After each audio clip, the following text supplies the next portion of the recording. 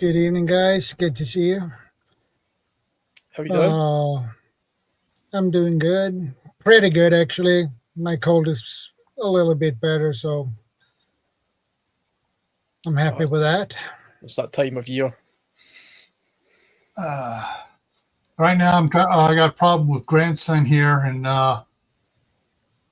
my son-in-law not answering the door when his worker was trying to drop him off, and so I got to get him to answer the friggin' door.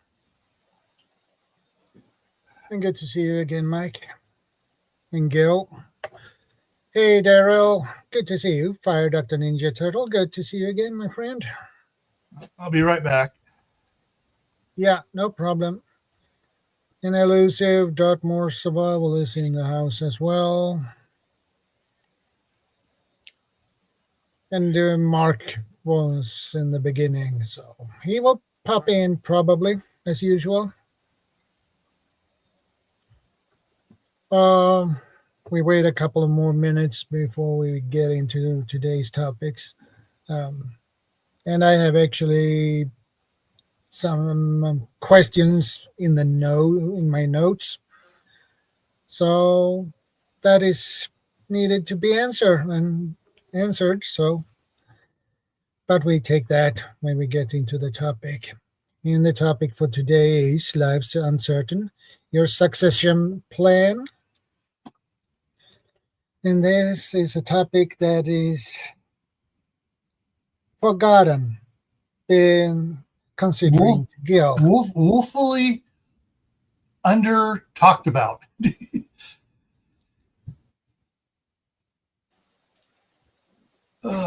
Pretty much never talked about, I think, really, from what I can see online anyway.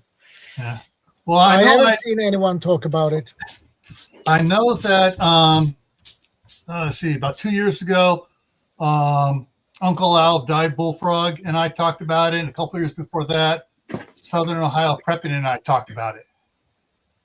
But yeah, it's something that, it's like, oh, I got life insurance. Yeah, well, who's your beneficiaries? What's going to go what? What about the house? If you own the house, what about the cars? What about your retirement plan? Yeah, there's a bunch of stuff. When the pills that China's working on to make us live till 300-year-old appear on Temu for like a fraction of the cost, we're all going to live forever anyway, so it's fine. Problem is, we'll be living forever, but we'll be hooked up machines in a nursing home because of the side effects. That's fine. As long as you can point a web camera at me and I can still get a stream going, that's fine.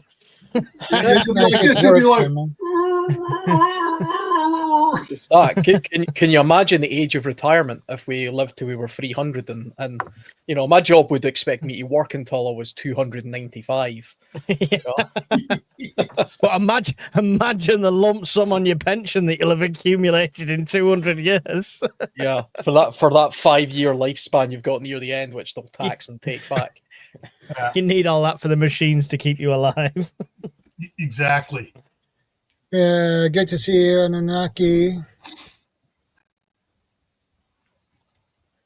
I put some notes with some certain questions. The questions you put in the mail, I put in the notes so I remember them because I don't want to change big tabs between the YouTube studio and my Gmail. So that's why I put them in the notes.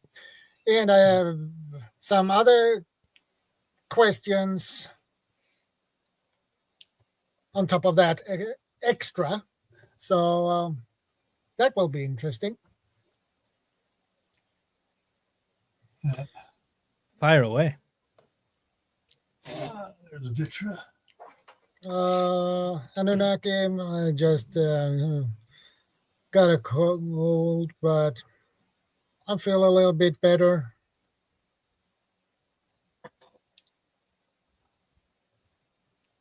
Yeah. And when I was talking to Shadow beforehand, with the different places that I've worked, I have an operating engineer's retirement plan. I have a employee profit sharing from Mountain Cascade Construction. I have the Federal Employees Retirement Plan. I have the Homeland Security TSP Retirement Plan. I have Social Security. I have I have a Les Schwab retirement account we've put money into, and every one of them I currently have set up that my wife is primary, and my daughter is secondary. She's the oldest, and I still get emails every year. Have you set up your designated Hey, Guardian, good to see you. secondary person? And it's like, yes.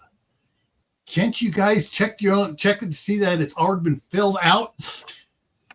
But at least they were reminding me. So this is why I bring this up, because I get reminders all the time. Have you done this? Have you done that? And it's like, yes. But most people don't think about it. I mean, for preppers, who gets your preps if you happen to get hit by a car and die? Good question. When that happens, is the missus going to sell them for the price we told her we got them for? And what if she's in the car with you and you get hit by a semi truck? Yeah. I mean, I'm all for looking after family and stuff like that, but I genuinely think the preps won't be passed on. So my target is to pass the knowledge on more than anything else. And one of the things that back in 1971, after the Sylmar earthquake in Southern California, my parents finally got on the stick and started getting stuff. And they had a year's worth of freeze-dried food from Sam Andy. They had 25 6-gallon buckets of red winter wheat and some other stuff. And there was some cardboard barrels packed with toilet paper and some other things like that they bought in bulk. They put in these cardboard barrels my dad got for free. And out of, there's my sister who's 10 years older than me, my older brother, me, and my younger brother. Guess who got all the preps? The only one that was teaching it at things. They gave it to me and my wife, because she didn't trust the others to do with it what they should be doing with it. And occasionally we will still open some of those cans from 1971 of freeze-dried food, and it is perfect, still good. Absolutely fantastic. Guardian Prepper's in the house. Yeah, I'm gonna check if he wants to join us, so I get him the link anyways and see if he wants to pop up. He usually does. Yeah.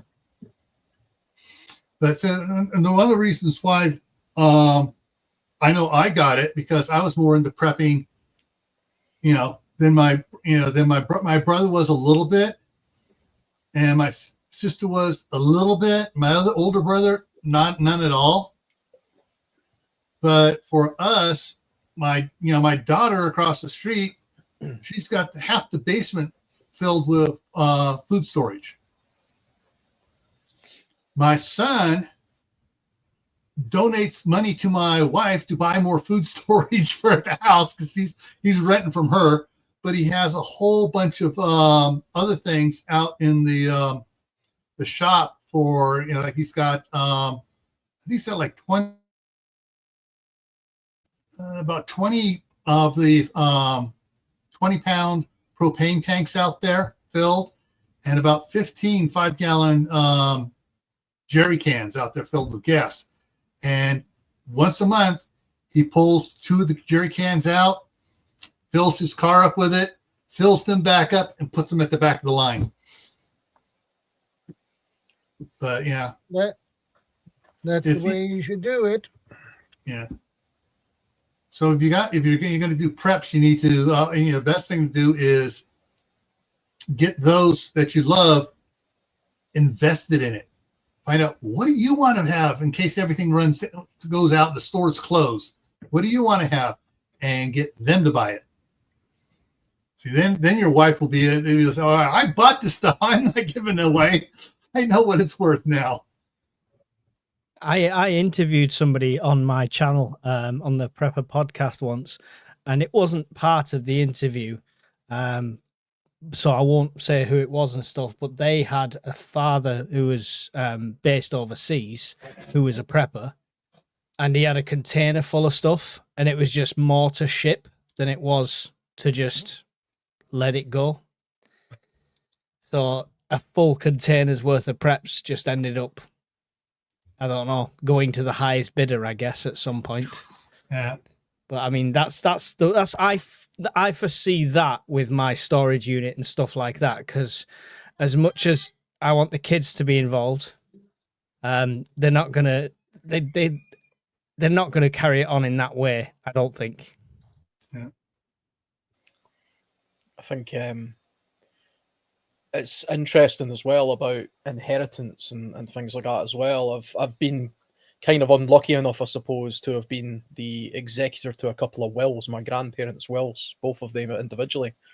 And one thing that I didn't realise until I went through that process was, in this part of the country anyway, and the part of the UK I'm in, what you write in your will isn't actually always honoured. So my grandfather was very specific about who he wanted his property and a lot of his possessions and some of his money to go to. And he put it in a very specific thought out order based on, one or two of his kids didn't ever speak to him. They hadn't spoken to him in 30 years, etc. But he had a couple of grandkids he wanted to give money to and, things like that. And it became painfully apparent that writing a will, in Scotland anyway, doesn't mean a thing, because it automatically gets overruled by the courts if just one of those people who are excluded from the will makes a claim. And then it goes by a sort of succession. Direct kids can challenge it instantly, can't they? Yeah. It's like they've got to have a stake in it. Grandparents, one of the things here is grandchildren. Yeah. Yeah. A lot of lawyers now will say, you want to exclude somebody, don't exclude them, give them $10. And then put in there, if they protest the amount they're getting, they get nothing. Yeah. Unfortunately, the courts will honor that. But there's something that here in the United States, I don't know if they have that over there, called it a living trust. And basically, stuff is placed into a living trust, and the trust has an executor. And so, like all land is put in trust, cars, bank accounts, everything else. And when the person dies, no one has claim on it because it has belonged to the trust for years. And the executor of the trust decides what happens to the money in it and stuff like that. Yeah, I mean, if you can hand stuff, it's the same over here. If you can hand stuff down while you're still alive, then it becomes their property already. So that's obviously the best way to do it. I mean, touch wood, none of us end up on that road, but if you've got a diagnosis and your time, then you can pre-do all that and save a lot of aggro. I've seen families, friends, and everybody torn apart through people not having a will as well. So as much as a will can be contested, not having one can be... Everyone assumes they know what you would have wanted, and it's usually something that's their benefit, Yeah. I didn't talk to him for 10 years, and I never gave him the time of day, but he'd have wanted me to have his house. Really? Yeah, of course. 100%, sir. That's the thing I like about having a video will with the written will. That's exact. So basically, you have the written will, and on the video they're reading it to you, and this is why you're not getting this crap because you ignored me. You've been disowned, type thing. And at the reading the will, and all the relatives are there, and they can't say crap because the video is saying no. I don't like you. You dishonored me as your grandparent or whatever, and no, you're not, this is why you're only getting $10. Kids, I've buried all my gold and silver at an undisclosed location. You must use all the survival skills you ignored from me to find it. The first one to find it gets it all. That's very well said, Mark. I think that would actually work. I really think. Well, specifically, they've got to kind of find the code through the knots as well. To do like a knot test for them. Like everything. There'll be everything. It's going to be like National Treasure. It's going to be a whole adventure across the world to try and get the money. When they get there, they find out I've only got copper, no gold and silver here. Sorry. In the UK, they have inheritance taxes as well, which can be astronomical. So definitely something to sort of look into once you're You got a lot of people have property that increases in value without them even really knowing about it, and so they fall into the inheritance tax bracket without having any idea, and that it can be a horrendous amount of money. Yeah, they could have bought a property for 100,000 30, 40 years ago. That property is now worth nearly £1 million. Yeah. So to pass it on, it's more than any of them have income wise, and this is why farmers are kicking off at the moment about the taxes and the inheritance taxes over here and stuff like that, because farmers generally are asset rich, not cash rich. Yeah. So they're to pass it on to their family will be lumbered with a bill, which they then have to sell assets and land off to cover the bill. Yeah. They have to ironically sell the farm in order to inherit the farm.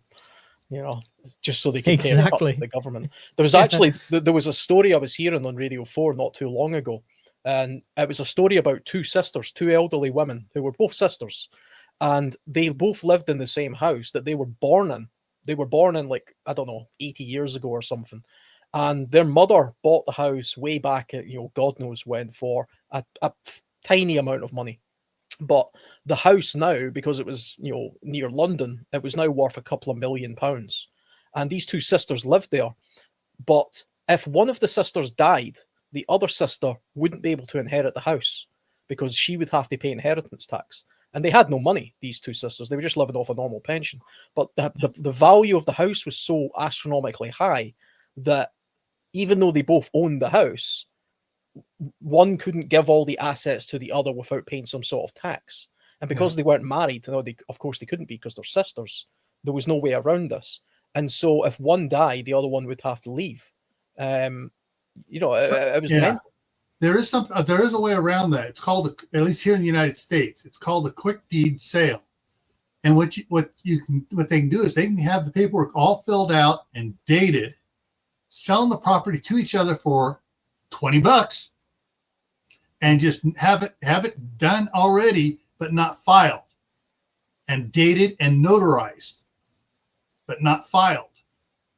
That way, when the one dies, they go, "Oh, you're gonna go? No, it's mine. It's all mine. I bought it this thing from her," and it's not inheritance then because you already own it. Yeah, I don't think you can lower the value of your property by selling it for lower than the market value in this country. Yeah, it doesn't matter though. The value may still be up, but they don't have to pay inheritance tax on it because they already own it. I think, definitely just listening to a couple of us talking here, it's definitely important to look into the local laws of your state or your country.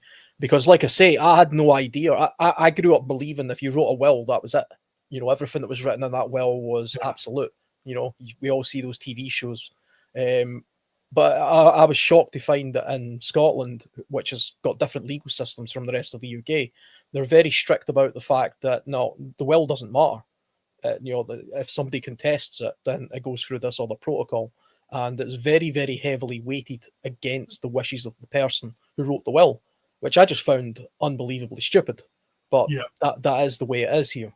So you would have to at least get an understanding of that and work your way around it. And I suppose it's important for the thing about some preppers is, especially some of the welfare preppers out there, you could have tens of thousands of pounds or dollars worth of equipment and gear or land, and to spend your entire lifetime building that up in the hope that you pass it down to your kids or somebody who's helped you out or something, for it to just be divvied up and ripped apart and taken partly by the state or given to some distant grandchild that you'd never met or something.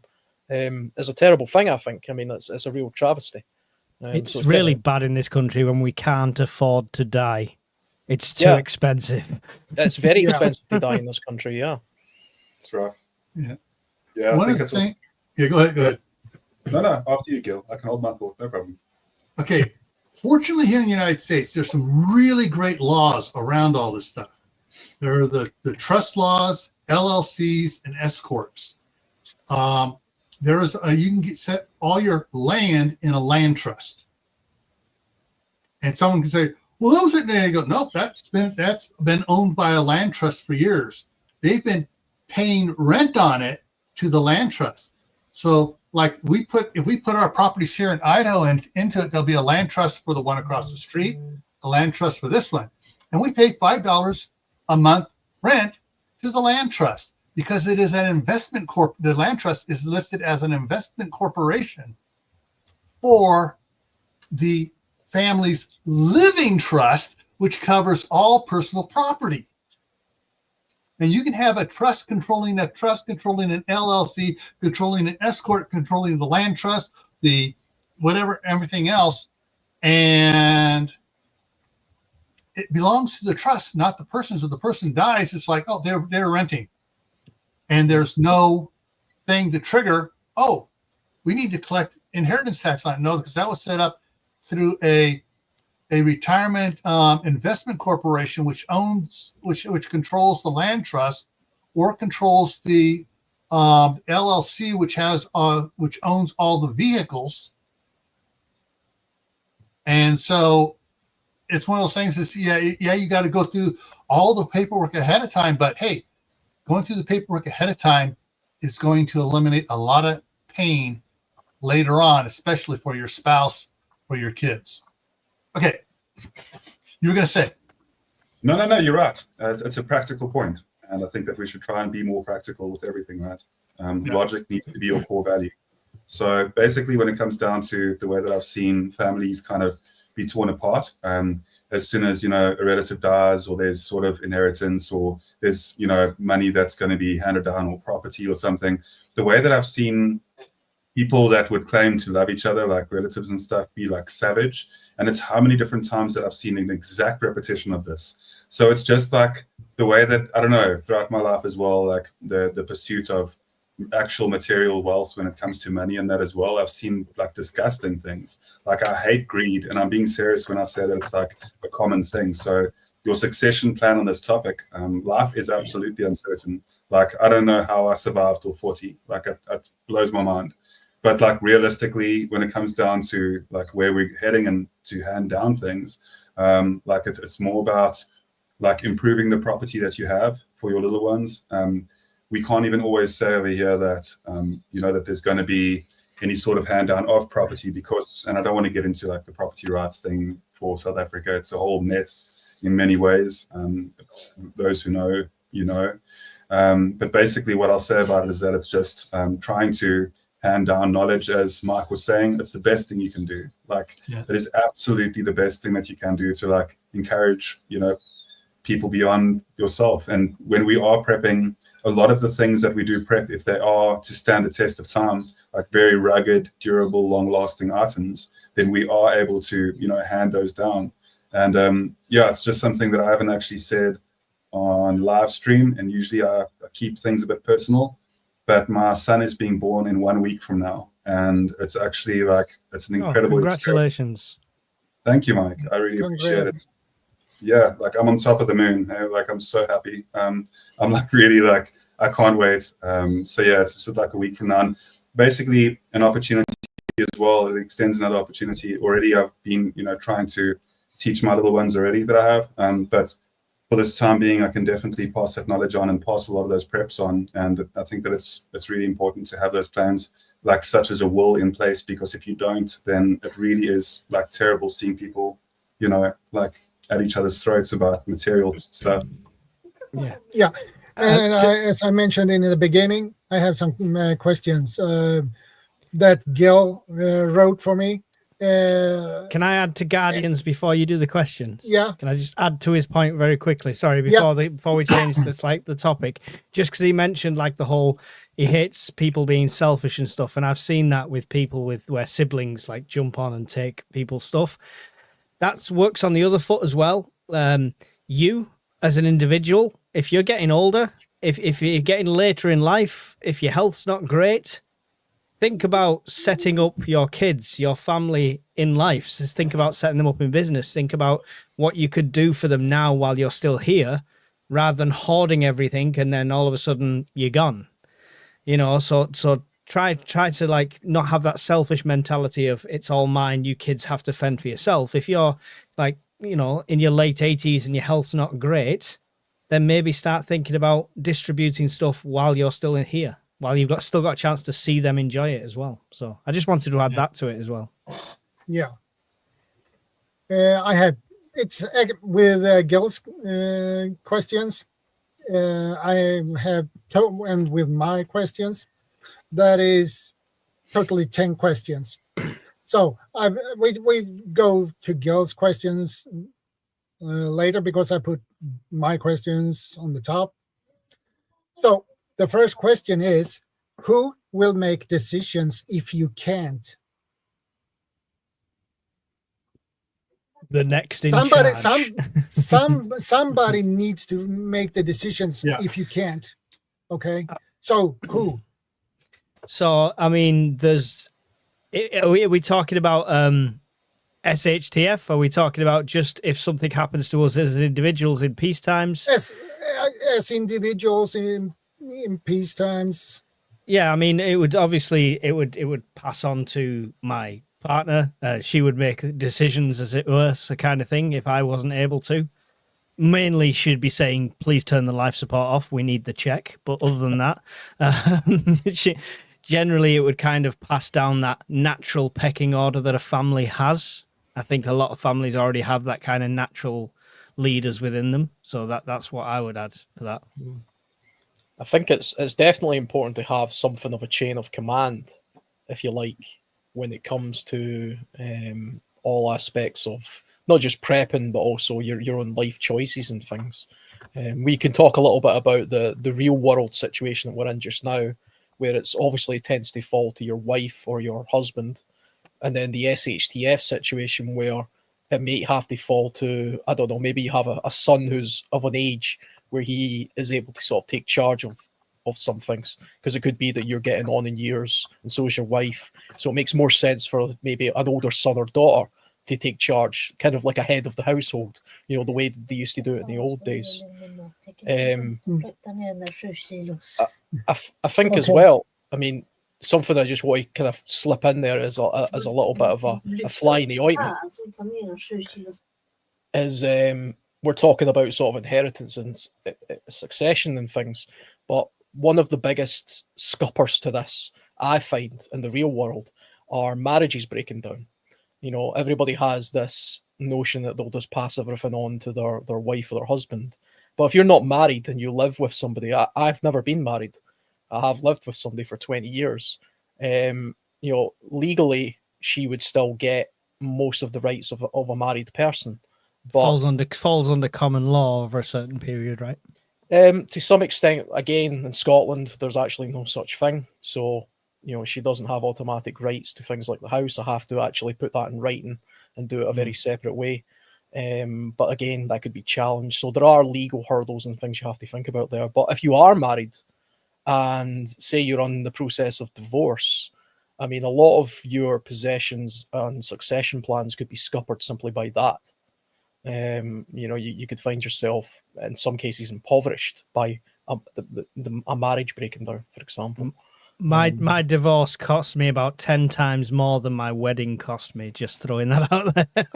Well, yeah, I can believe it. You know, I've got many a friend who have, you know, they're on their second marriage now, and honestly, I mean, first one's a practice one. First one's a practice one. Next one's for real. It's fine. Yeah. One of the things talking about. Sorry, Gil. I was just telling Mark that my wife strongly disagrees on that point. It's on an individual basis, Mrs. Guardian. I promise you, it's me. It's not you. Not a problem at all, buddy. I'm completely messing with you. It's fine. One of the things Sorry. I know they have here, I'm not sure they have it in your guys' countries, for medical purposes, is the written orders for yes, resuscitate, no, do not resuscitate, do not administer certain drugs, do this thing. This person has full power of attorney if I am unconscious and unable to be regain consciousness in 48 hours. This person has full power of attorney to do whatever. There's all sorts of legal documents here you can get filled out to take care of stuff like that. However, those documents need to be updated as if you start to get a divorce, because sometimes things happen to people while getting a divorce, and he has this do not resuscitate order. Yeah, I mean, I changed jobs, and not long after I'd broke up with my ex, and it was only when I changed jobs I realized I had to reassign who got the death in service kind of payment. So even though we'd broke up, if something had happened after that period, she'd have cashed in. I mean, if that's not motivation to run me over, I don't know what is. So watch out for that and make sure you let them know you're no longer in the will. I didn't know he was standing behind the car. He was in front when I started looking down. I thought, sorry, but I didn't know he walked behind the car. But madam, you went back over him 3 times.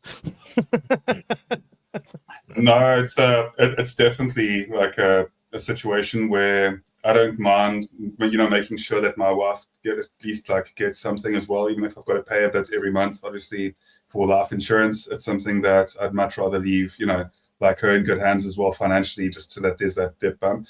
And I'll tell you, Mark, I genuinely very seldomly say this, outside of Bob, who's also one of my favorite people online, but yeah, we definitely appreciate the person that you are, Mark. I think that your character as well. You're definitely, for some reason, the first time that I saw you on panel, I was like, this is one of my people. It's just the way you got a charismatic spirit. It's embarrassing me. It's embarrassing. I'm here, brother. I don't say it very often, but you're one of the coolest people that I've seen online. So I appreciate you.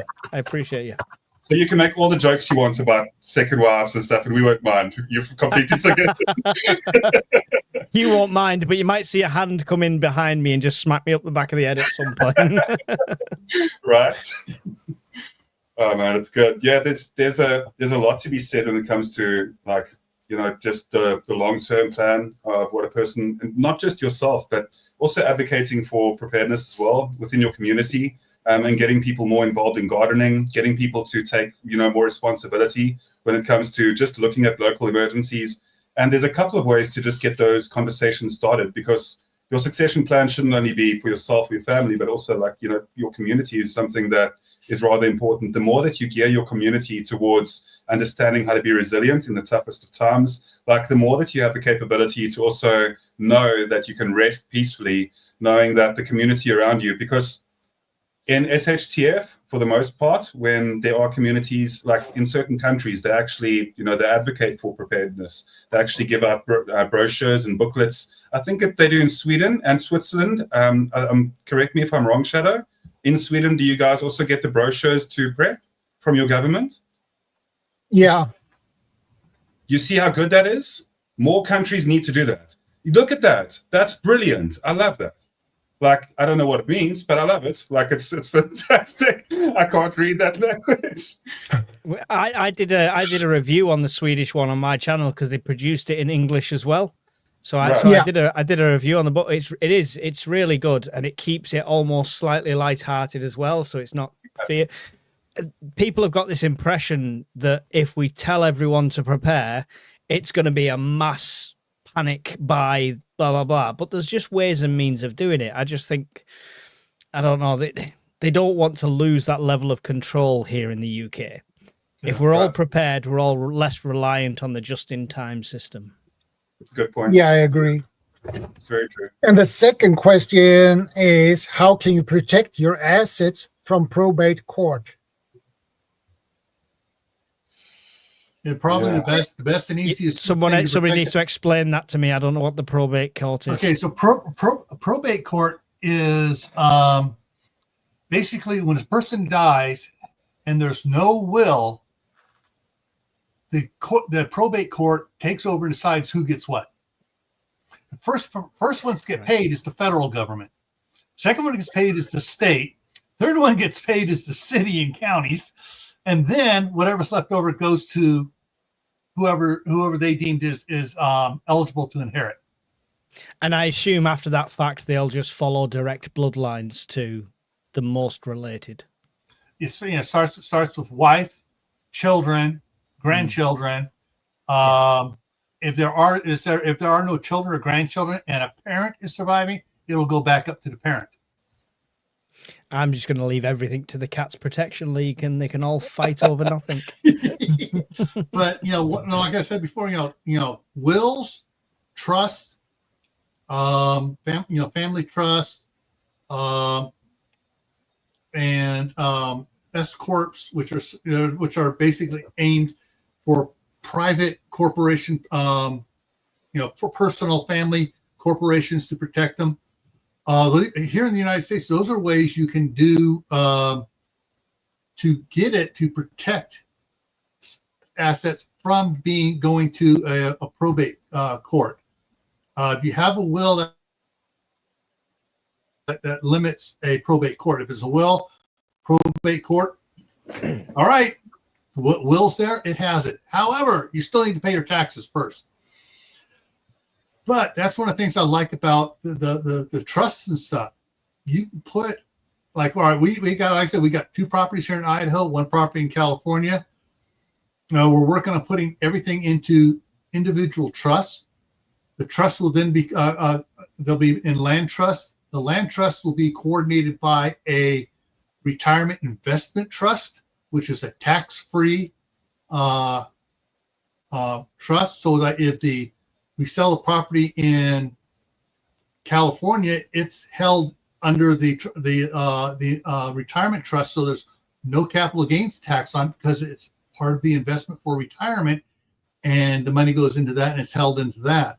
But you need, if you know a financial planner, talk to them.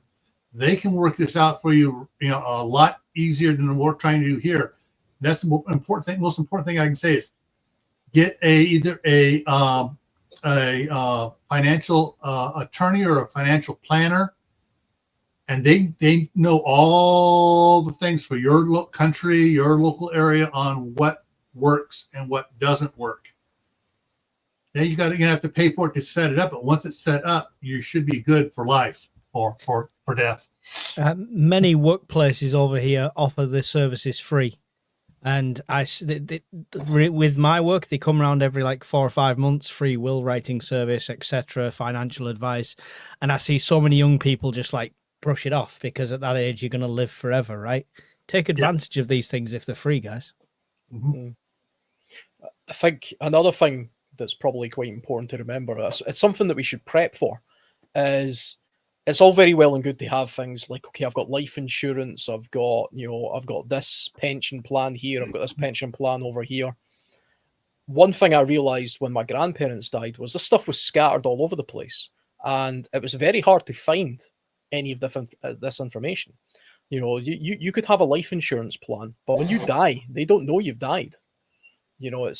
Or you could have an old pension from a job that you've had 10 years ago, and it's just sitting there gathering dust, or an old bank account that has cash in it, or stocks and shares that are just sitting there redundantly doing nothing because they don't know you're dead. And your relatives or whoever you want to pass this stuff on to don't know where it is or that you even have it. So, I mean, one thing I tend to do is I've got a spreadsheet on my computer, which isn't password protected, so it's really just a document to kind of keep track of what's coming in and what's going out. But along with that, I've got things like, I pay £30, a month life insurance, for example. But next to it in the box on the spreadsheet, it has the policy and the company. So, if I suddenly died while I was sat here right now, my partner could at least look at that document and say, okay, he has a life insurance policy and it's with this company and this is the policy number. So that takes away a lot of the heartache and the expense of getting a lawyer to track all this stuff down, because that would be the most common way I imagine it gets done, is you go to a lawyer and then they use means to digitally find out where all your pensions and life insurances are, but they'll do this at a great cost. If that happens, Alan, I'm keeping the advert revenue from the viral clip that I'll get from it, just so you're aware. I just want to be completely transparent with you. You're a good friend. I'm going to definitely monetize that if you do. If I suddenly just do this, keep going. Just keep streaming. Do not end the stream. I give you full permission to carry on. Like I said, my wife and I have matching thumb drives, and we have, password protected documents in there showing where everything is, what is the username and password to all these accounts, so they can act on it. Yep. So, and then the thumb drive itself is password protected as well. And I've got a couple of thumb drives.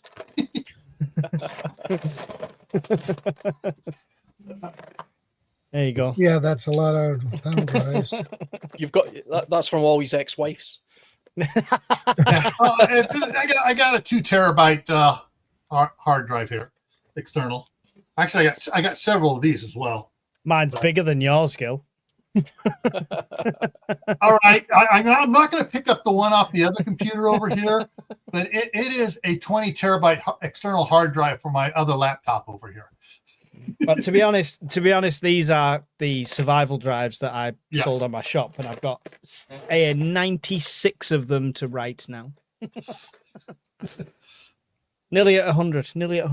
Yeah, I mean, I think it's a good idea to consolidate a lot of your things into one place so a partner can use it. But it goes without saying that that's an important document. Then you have to keep that very safe, because somebody breaks into your house and they steal your thumb drive, or they get onto your computer and they see that document, then they can give you all no manner of hell, with all your passwords and things.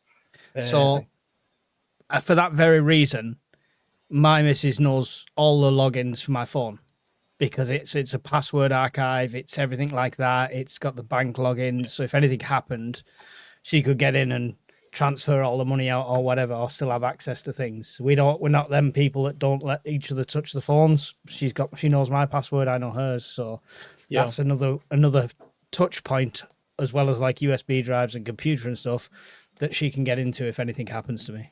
It also demonstrates, I know we're going to go through a lot more questions. I know Shadow's going to go through some questions with us, and we're kind of we're mostly focusing on the real world scenarios just now, but eventually when we talk about the SHTF side of things as well, this really demonstrates why the lone wolf mentality is doomed to failure when it comes to any kind of succession plan.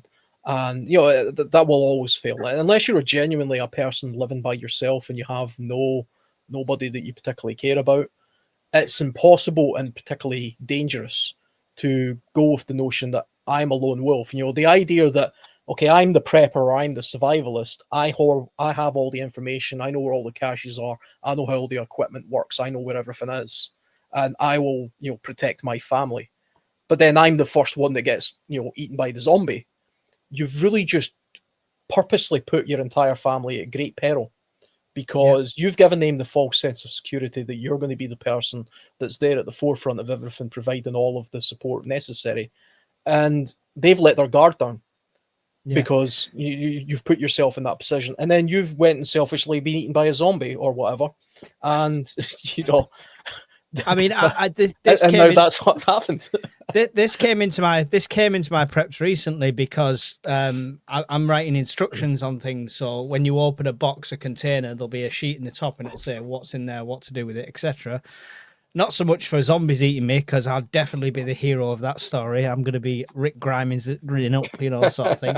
Yeah. But there's a 15-year age gap between me and Mrs. Urban Prepper. Yeah. There you go. Gil's already just chowing down. There's a 15-year age gap between me and Mrs. Urban Prepper, and where that doesn't feel like much right now, if it's SHTF, the care for me in my 50s, 60s, and 70s is not going to be available. People's life expectancy is going to drop dramatically. So there's chances I'm going to be struck down with some very treatable disease because there's no way to treat it, and die of old age at 49. Touch wood. Yeah. And she's left alone. So it's coming to my preps in that way. And some people do it like I've done, where you've got separate sheets. Some people have done it where you get like a prepping book. So you've got a book with everything so they can turn to the page and thing. I would argue the best way to do it is get them involved more. Yeah. Like, so she'd never been out camping in her life before she got with me. Now she has, and she's done it without electrics, no mod cons, anything like that. So, it's a good way to learn. Yeah, I want to tag on to that real quick. Go for it, Gil. I'll jump in. My mom was born in 1922. My dad was born in 1930. So she was 8 years older than him. However, my dad, born in 1830, the beginning, first year of the Great Depression over here. When he was 8 years old, he was running the family gas station and smoking. I assume you mean 1930, not 1830, because... Sorry, 1930, yeah, sorry. You just made yourself an extra 100 years older there, Gil. Yeah. All right, anyway, so my dad in the 1930s, during the Depression, was running the family gas station, started smoking at 8, and he passed away at 58.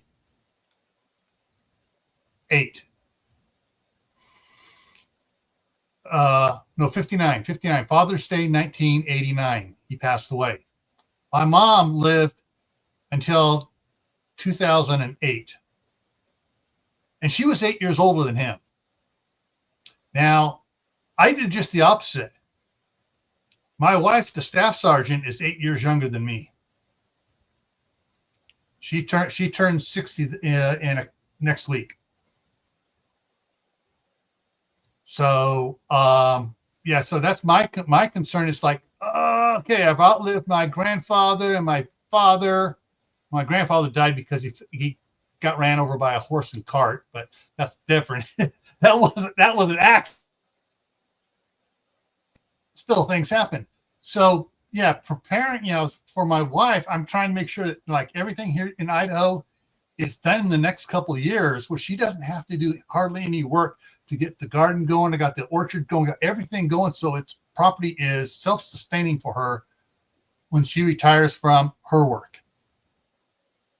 And, yeah, that's smart. Yep, specifically with regards to the orchard. Love it, Gil.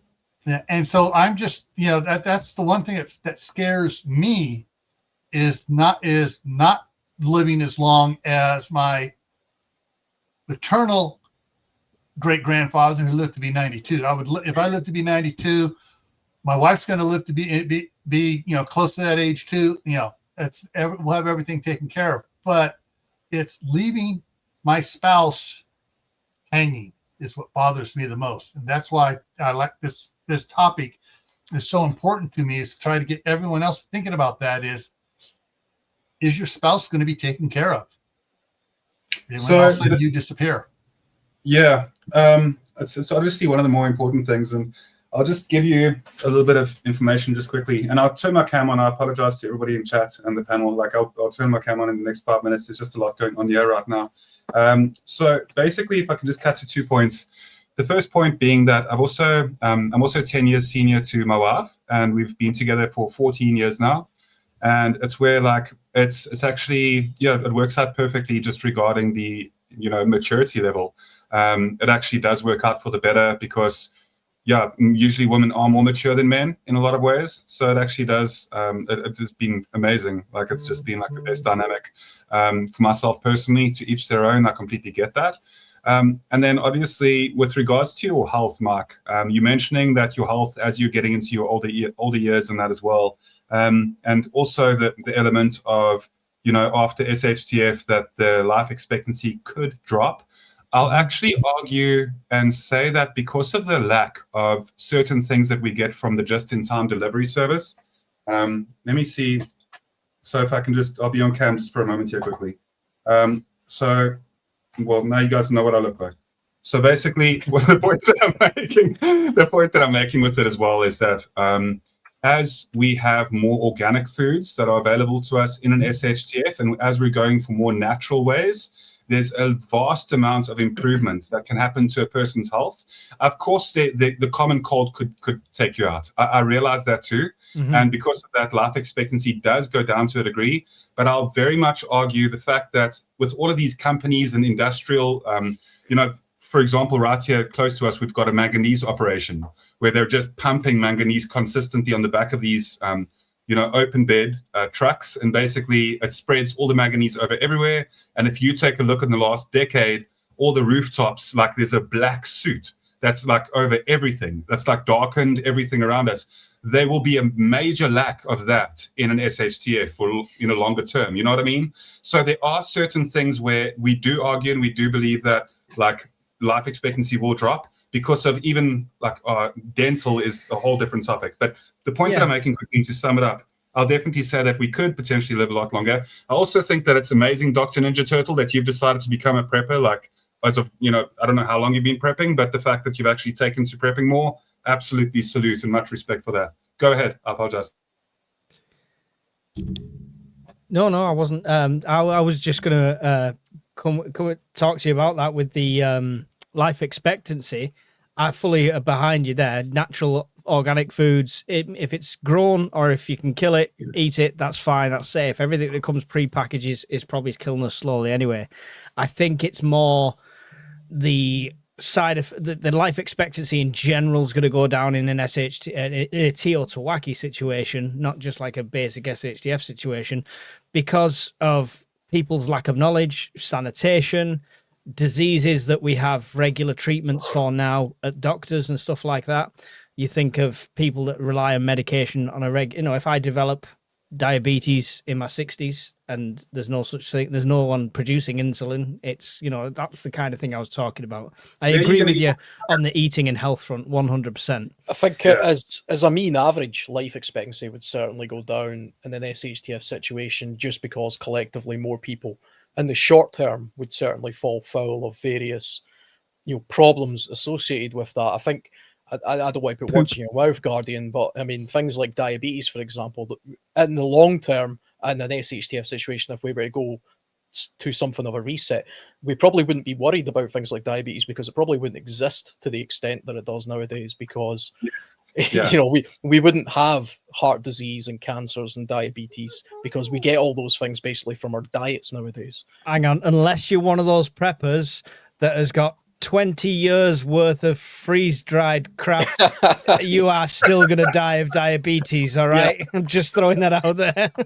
That's a good point. Be careful what you prep, guys. Don't prep too much sweet stuff, okay?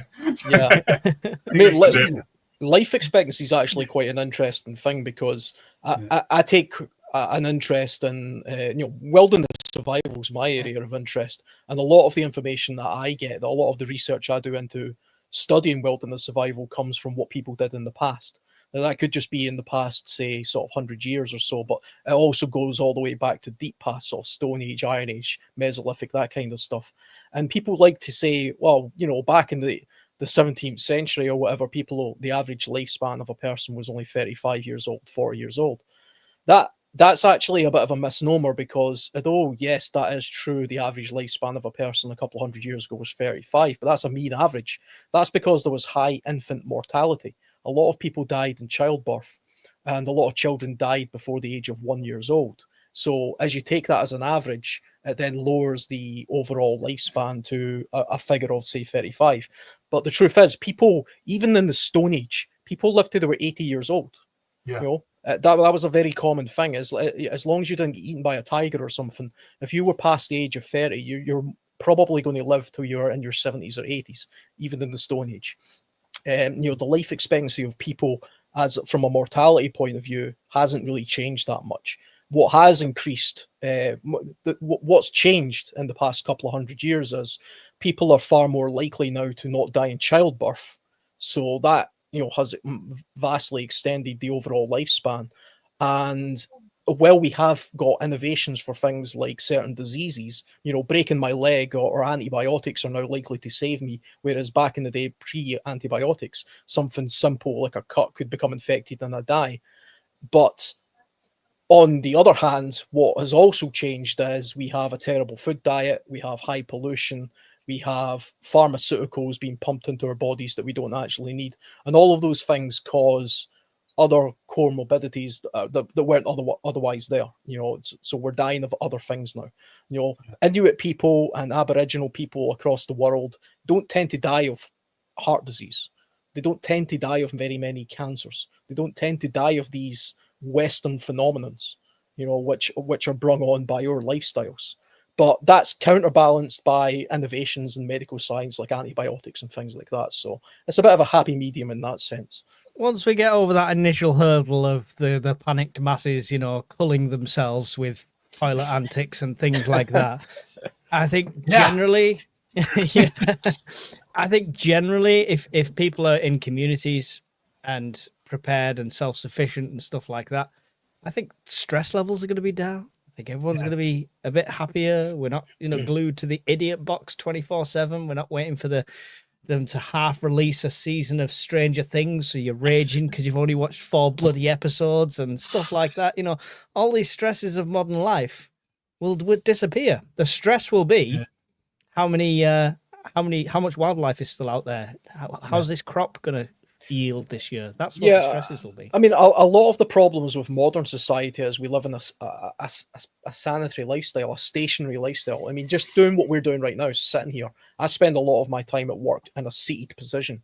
I do a little bit of physical stuff, but a lot of it is just sitting down. And then I come home and I sit down again. Or I go into these warm environments and I sit down and I stare at a screen. Whereas just 70, 80 years ago, people were far more proactive. They were exercising. They had to walk to work. They were working physically in a field. They were doing something manual, and there was a level of exercise going on there. There wasn't. If you take a look at videos of people on beaches back in the 50s and 60s, there's not a lot of obese people walking around. Take a look at any video of people on beaches nowadays, and it's spot the healthy looking person. Most people are morbidly obese and not particularly looking overly good, because we have these stationary lifestyles, Do you have a garden? Do you have a garden by chance, World Survivalist? I do, but it's not very big. I mean, it's okay size, but it's not large enough to be able to do it. It's not the size, it's what you do with it, Alan. Well, it's I would put it this way: the garden is not large enough to be able that I could grow any kind of sustainable seasonal crops that would feed me and my family with. I could grow some things there, but it wouldn't be enough. I would always be dependent on the supermarket. Can I ask if the garden is the space of the room that you're sitting in right now, at least? It's bigger than that. I mean, it's maybe, it's 10 times the size of this room. But it's I don't think so much. So no, wait. Let me just for a second. The reason why I bring this up is because obviously there's an extremely high value in just calisthenics. So calisthenics is utilized by prisoners throughout the world, and it's utilized by the militaries wherever you are. Calisthenics, as you know already, Alan, is just for people watching, if they're not used to calisthenics, it's basically just using body weight consistently, and same as walking, exactly what Mark's doing there. That's calisthenics 101, dips. Yep.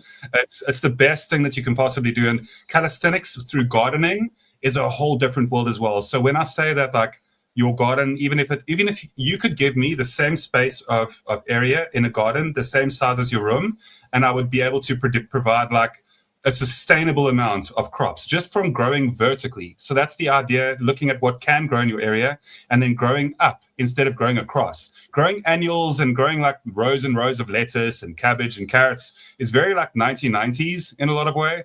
And I think that food forests and stuff like that, when it comes to your capability, looking at what can grow in your region. I know that some things you might need to grow in pots if it gets too snowy out there by you, Alan. But I think that for the most part, you'll be surprised what you can get away with. And then all of that exercise and workout that you're doing to establish your garden, I don't even need to work out if as long as I did about 2-3 hours of gardening that day. I promise you that there's so much value in just setting up your garden. And if you haven't got it a food forest already, what an amazing opportunity to turn what you have already into something that's sustainable for yourself and for your family, while getting closer to nature, while advancing your capability to be more self-reliant as well. So just my thoughts.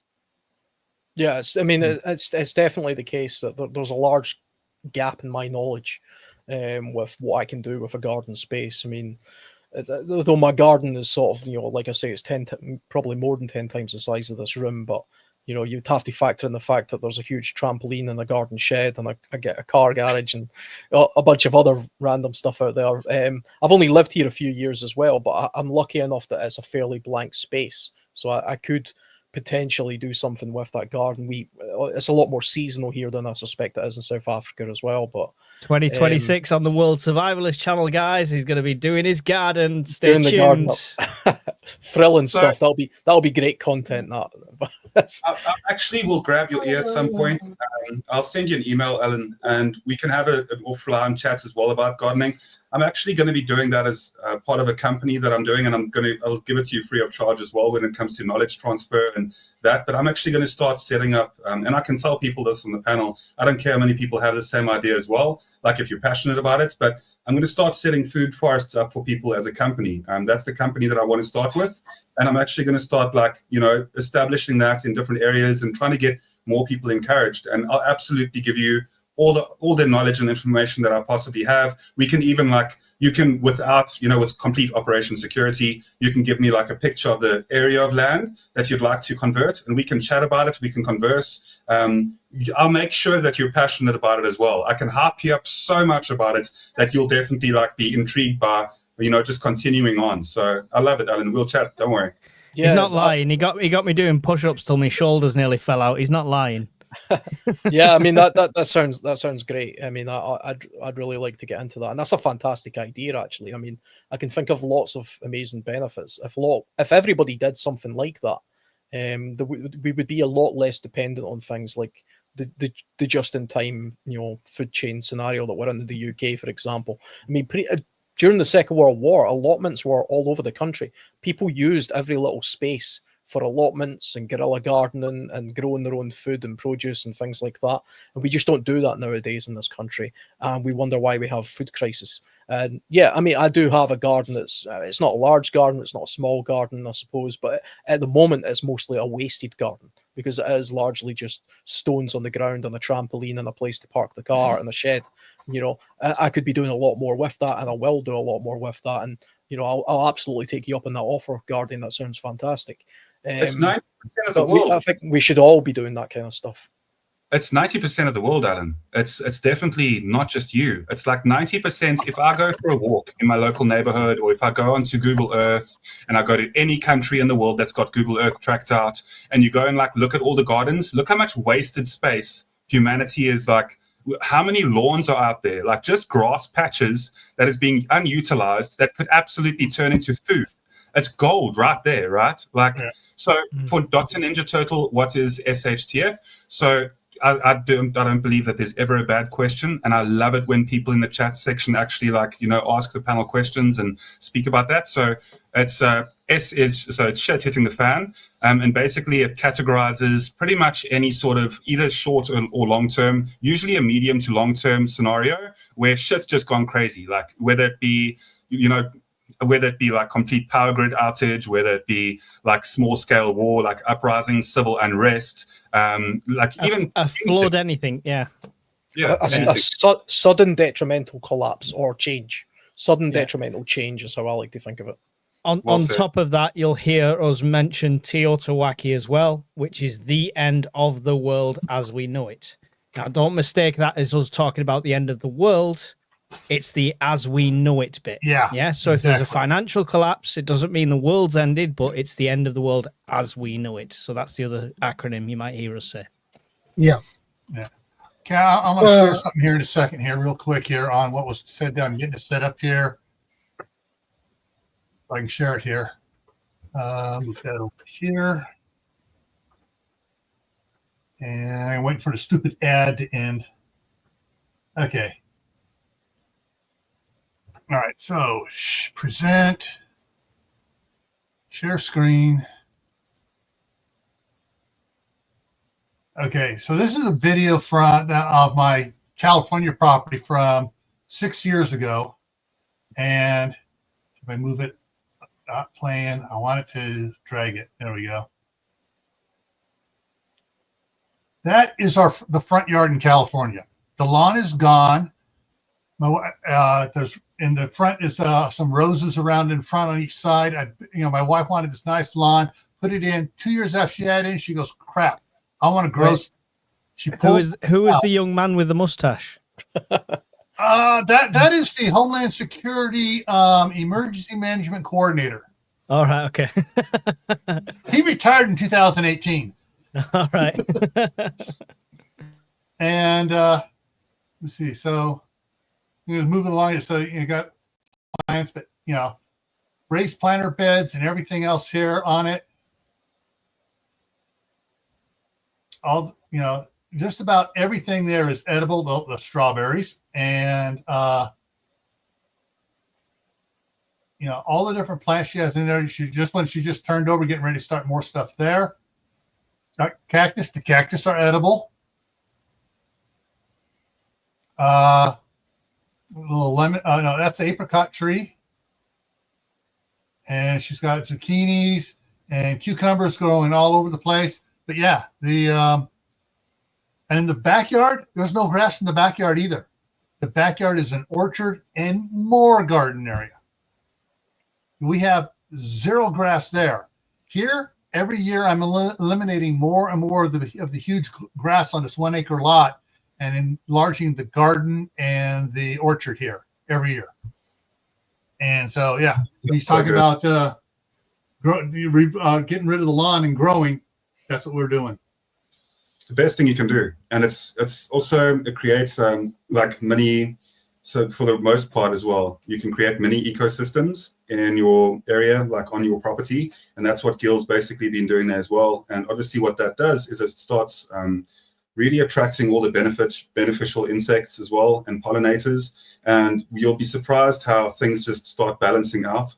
But there's I really, when I start talking about this topic, the reason why I'm getting into it as a profession as well is because as soon as I start talking about it, I can just end up rambling. So I won't do that here, but I will say much respect to that, Gil. It's a very smart way of looking at things, and it's the most practical way that you can possibly take care of yourselves and your families.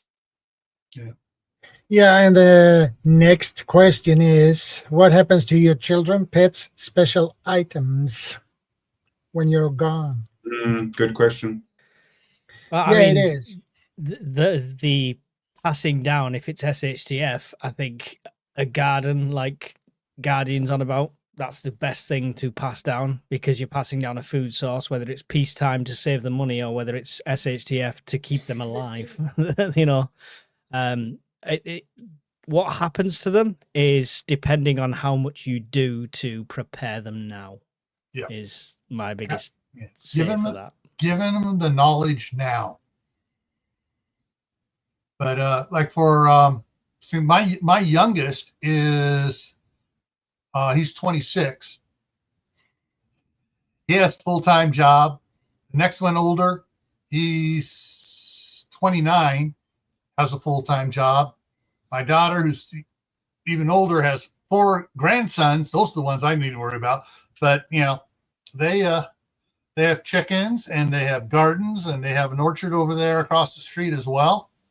So, but for those like Guardian, who has a new one on the way, that's where the planning comes in on setting up insurance policies, trust funds. One of the things we did with our kids was we set them up with their own bank account, and we paid them to work around the property. It wasn't an allowance. They had to work to do it. And we paid them up into the taxable limit for the year. So everything they got was tax-free. That's awesome. And then there's also here in the United States, there's the gift tax. You can give a certain amount to family members. That's tax-free. And you get to deduct it. So if I could give my son $2,000, he doesn't have to pay tax on it because it's in the allotted amount for gifts. But I get it deducted as, helping a family member. My wife's the accountant. She does all the paperwork. But yeah, so for older kids, you should have been starting earlier, passing knowledge on to them, help molding their interest and their direction. And for younger ones, start now. Start, making prepping fun for them. Yeah, attempt to, because children will go their own way, whether you want them to or not. So hopefully you can just guide them as best you can. Yeah, I think by incorporating it just as a part of something you do together, as opposed to here's a lesson that I'm going to take you out and do. My son will be 9 years old next week, and when I take him camping, it's a very relaxed atmosphere. We go into the woods and we'll do survival type skills. But I very purposely don't take him out and say, look, you're not going to get to play your PlayStation today because we're going out and we're going to learn how to build a fire. Because by doing that, I'm giving him the impression it's a task. It's something he has to do. And I'm going out there and I'm educating him, all this kind of nonsense. And eventually he'll resent that and he'll want to do it less and less. So at the moment, the way I've got it is, I'm going to go and do this thing. Do you want to come along? And he's all enthusiastic, and of course he wants to come along and be part of it. And we just do things there, and I show him how to do something, he'll do it, and I'm educating him, but he doesn't really realize it. He just thinks he's part of it. He's just in it. He's just doing it. It's just a thing that we do every now and again, and hopefully eventually he'll get to a point where he's a little bit older and he realizes I suddenly have these skills because I've been doing them for so long and I never even really knew I had them. And then you can focus your attention to the more specific skill sets, if that's what they're interested in doing, because of course, kids will do their own thing. If I grew up in a sort of very rural-y type backdrop, I come from a sort of fishing and hunting type, in the Scottish Highlands and all that kind of stuff. But I never ever seen that as something I was being forced to learn to do. For me, it was just a part of a lifestyle. It was just a lifestyle of going out and doing these things. And I accrued the knowledge as I went along. And it just suddenly became part of who I was, by accident almost, And that is the best way of doing it. I mean, survivalism for me is always about installing not just a skill set, but just an absolute mindset, a mindset of survival, a mindset of being able to go from one day to the next, no matter what, adversaries in your way. You don't need to have stuff. There's less of a dependence on stuff. It's about, this is where I'm at. This is what I need. How do I get to that point? Next, use this kind of mindset. It's the survivability mindset as opposed to the how much stuff can I hoard and use, because ultimately that in itself becomes a bit of a problem. That becomes that's something that's weighing you down. The stuff that you own ends up owning you and all that kind of stuff. Stuff is great though. It's good to have stuff and learn how to use it, because why wouldn't you? But it's not the priority when it's not the priority, and it should never be the beginning. The beginning should always be you have nothing. This is what you do with nothing. You know?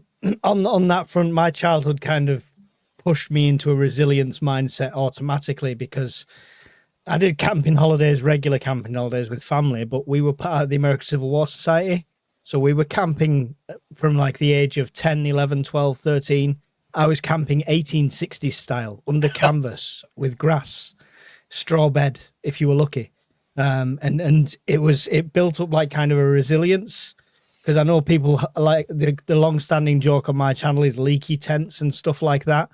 But it's why I could sleep under any just piece of tarp, and why I'm resilient like that, and I can set a fire in most weather conditions. And I didn't realize nobody ever sat me down and said, this is the skill you're going to learn. Yeah. It was just one of those things that was like, if you want breakfast in the morning, you have to start a fire, weather be damned. Yeah. What you talked about doing those, camping with the kids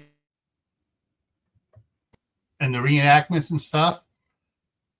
My dad was a real American cowboy. He was top 10 rodeo for 10 years for all around cowboy. Nice.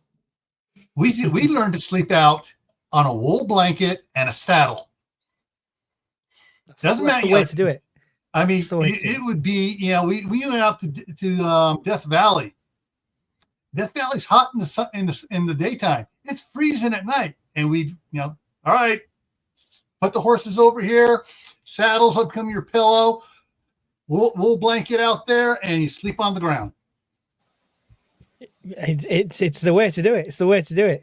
Me and Alan are going out next week, and we're going to be on uninhabited miniature island and abandoned castle in the middle of December in Scotland camping. So, it's what you do. Watch out for the ghosts. It's a genuinely haunted castle, apparently, so it should be. It even has a real dungeon. Not a very big one, but there's a dungeon there. It'll be we're gonna see if Brian, the Scottish prepper, fits down it. We'll let you know. But I mean, even something like that, for me, I'm taking that as an opportunity to it's a dry run as a bug out for me taking pretty much most of my equipment with me to a place to meet up with like-minded people to kind of see how that would go. So to me, it's like a dry run of doing that. It'll be a bit of a laugh and make some content along the way, but it has a utility as well. And it's good to get your family to do those kind of things on regular camping trips. I like to have family camping trips a couple of times a year, not just in the summertime, because things can happen in the wintertime as well as the summertime. So those are the kind of incorporating things into your lifestyle way that I like to approach things. And a little bit as well, getting back to the original question, something that we've not really covered. I mean, it's all well and good to say if something happens to me personally, it then simply falls down to my partner or whatever. But should something happen to you and your partner, something that people in the past did spend a lot more time talking about was the idea of a guardian or a godparent. So that could be something like, if I'm in a car and it runs off the road and both me and my partner die, we've got kids and pets.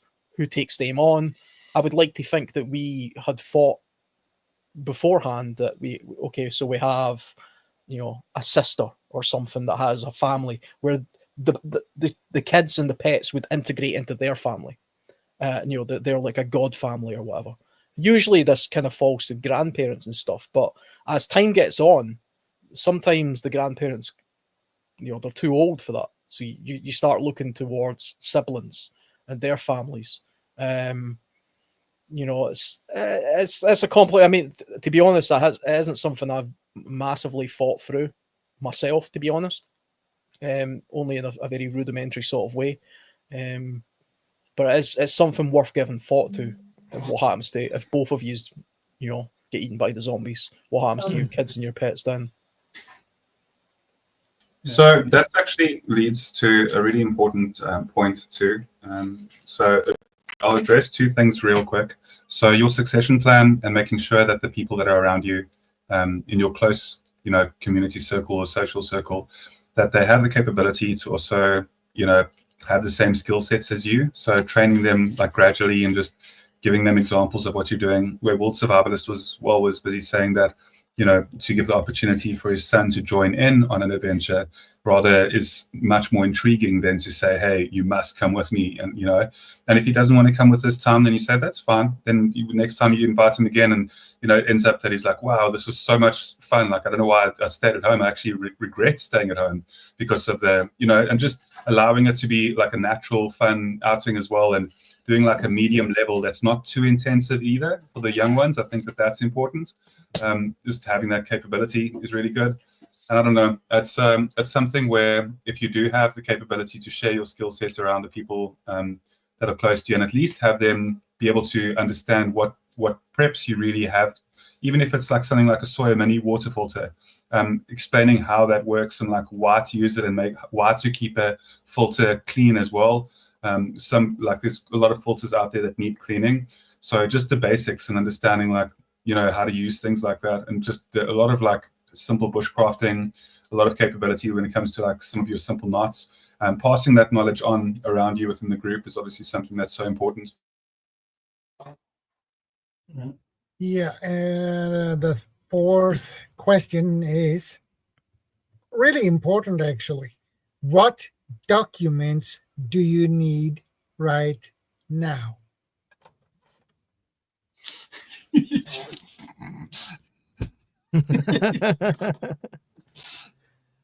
To be honest, that's not my documents thingy. I've got the Survivor drive, which is the thick one that I've shown quite a few times. But yeah, I back up all my documents and stuff like that.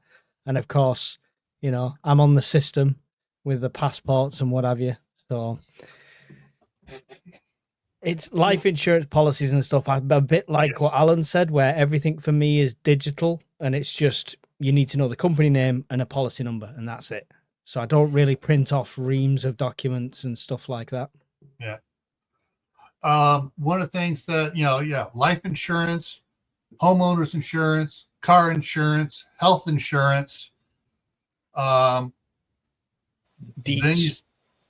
Then you start, going to the retirement plans and stuff like that. But one of the things I got it up on the computer. I am not going to share this one. Passwords for sensitive security information. What for? Chase Banking, checking, savings. Bank of the West, checking, savings. Les Schwab retirement account. We don't mind you sharing the screen if it's easier. Yeah. Office of Personnel Employment for federal government. DHS HR services. Thrift savings plan. Then I got Rocky Mountain Power in here. I got Intermountain Gas, Pacific Gas and Electric, State Farm Auto, State Farm House for this house, State Farm House for that house, State Farm House Insurance for the house in California, car insurance for all those. I got all the account numbers. I got logons to go on, the logon username and the password on this document, which is password protected. And yeah, with a 32 character password. Eat that, Microsoft. And you just go all different ones. And then I have all the password accounts for my YouTube, my Facebook, all those too are all in there. So that if something happens to me or my wife, my board or daughter can go in and they go, oh, we're just going to continue it on and keep it going.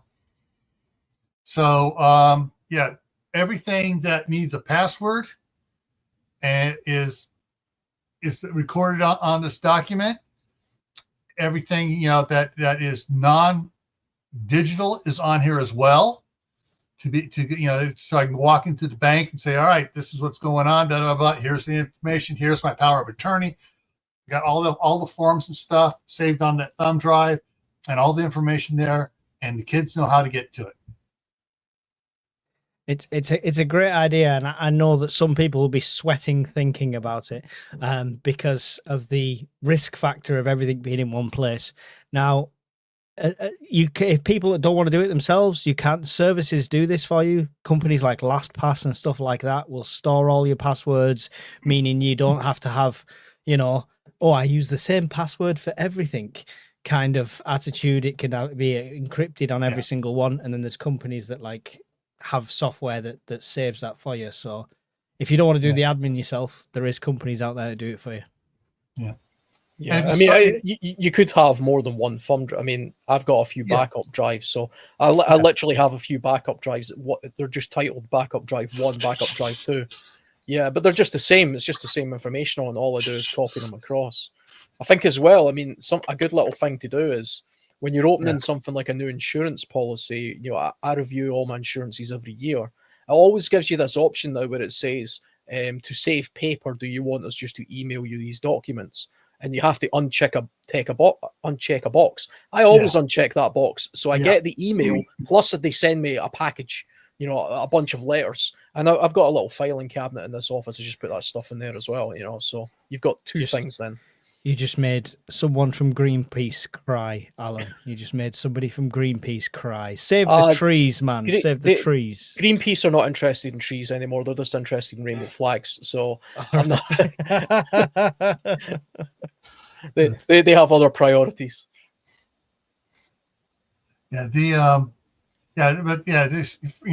First thing is insurance for you, insurance for your spouse, insurance for each of your kids. Life insurance, medical insurance, and everything else. Pet insurance. How many people I've seen stung with ridiculous vets bills? Please, please, please. You love them, insure them. It's not expensive. Yeah. So just you get the insurance and you take care of it. I mean, a few critical documents. I mean, other than the insurance stuff, which, insurance companies, they're a pain. They're important, but I mean, ultimately, you're just giving money to a company to, hope that they don't renege on their end of the bargain, which unfortunately a lot of them do, and they'll try and find loopholes to screw you out of something. None are paying out in Teotihuacan. I'm just going to throw that out there. Yeah. I mean, that's the other. This is kind of what I was getting to. In an absolute SHTF type situation, it doesn't matter what insurance you've got for your house if the whole country's on fire and the insurance company's collapsing and things like that. I think the deeds to your house are an important document to have, regardless of what's going on. Even if you live in somewhere like, let's say you live in East Ukraine right now, okay, and your country has been occupied, and you might have to bug out of that part of your country. I would still be taking the deeds to the house and the land that I previously had, because maybe way down the line in the future, maybe even your great grandchildren might be able to go to court one day with that document, that paperwork, and say, you know what, that was my land that you stole from us way back in the day, and they may have a claim to it. Is that like them people that claimed that forest near you, Alan? Is that like a future scenario like them? Could be, some ancestor at some point walked past it. On insurance, guys, can I just say, prepping is insurance. All right, prepping in general is insurance. Don't get house insurance and then don't bother buying fire extinguishers. Don't bother buying, if you live next to a river, don't bother buying sandbags. That's your insurance. That insurance will last SHTF, and it's what you need as a priority. Yeah.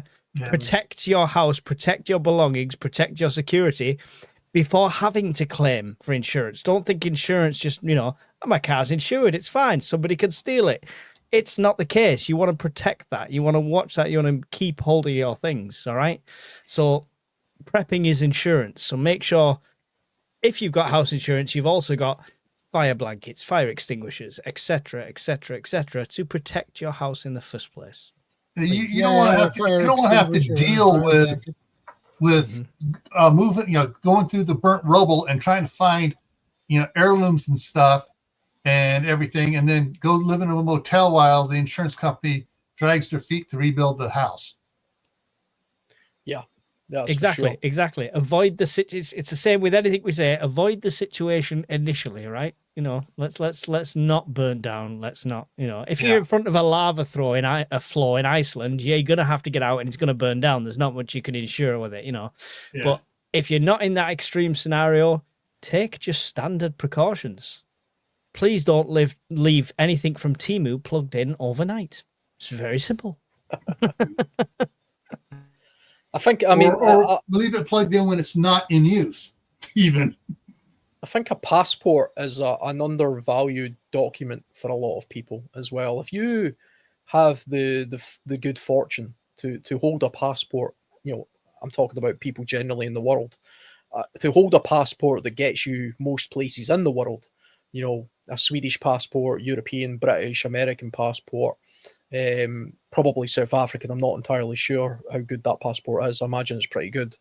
You should absolutely get one, even if you don't travel a lot, because there could be a situation in the future that you don't foresee happening, but could happen one day in the future, where you have to bug out of your whole country. And the easiest way of doing that will be to preempt it by seeing what's going on and having the means to do that with a passport and a flight. And you would be amazed at how many people in the world have ended up trapped in horrendously hostile situations in their own country, simply because they didn't have something as simple as a passport or travel papers to simply move to the next one. People have been trapped in conflict zones purely because of that, or because a government has failed suddenly and there's mass chaos. And just having the means to say, well, you know what, until this blows over, I'm going to go to Canada with my auntie for a couple of months and see what happens. That could save your life and your entire family's life. Definitely. Know where you go in terms of like geographically, like definitely know which countries that are close to you that would be more hospitable. Like over here in South Africa, we border with Namibia, and Namibia, even though it's a desert, is definitely extremely isolated in terms of how many people are up there.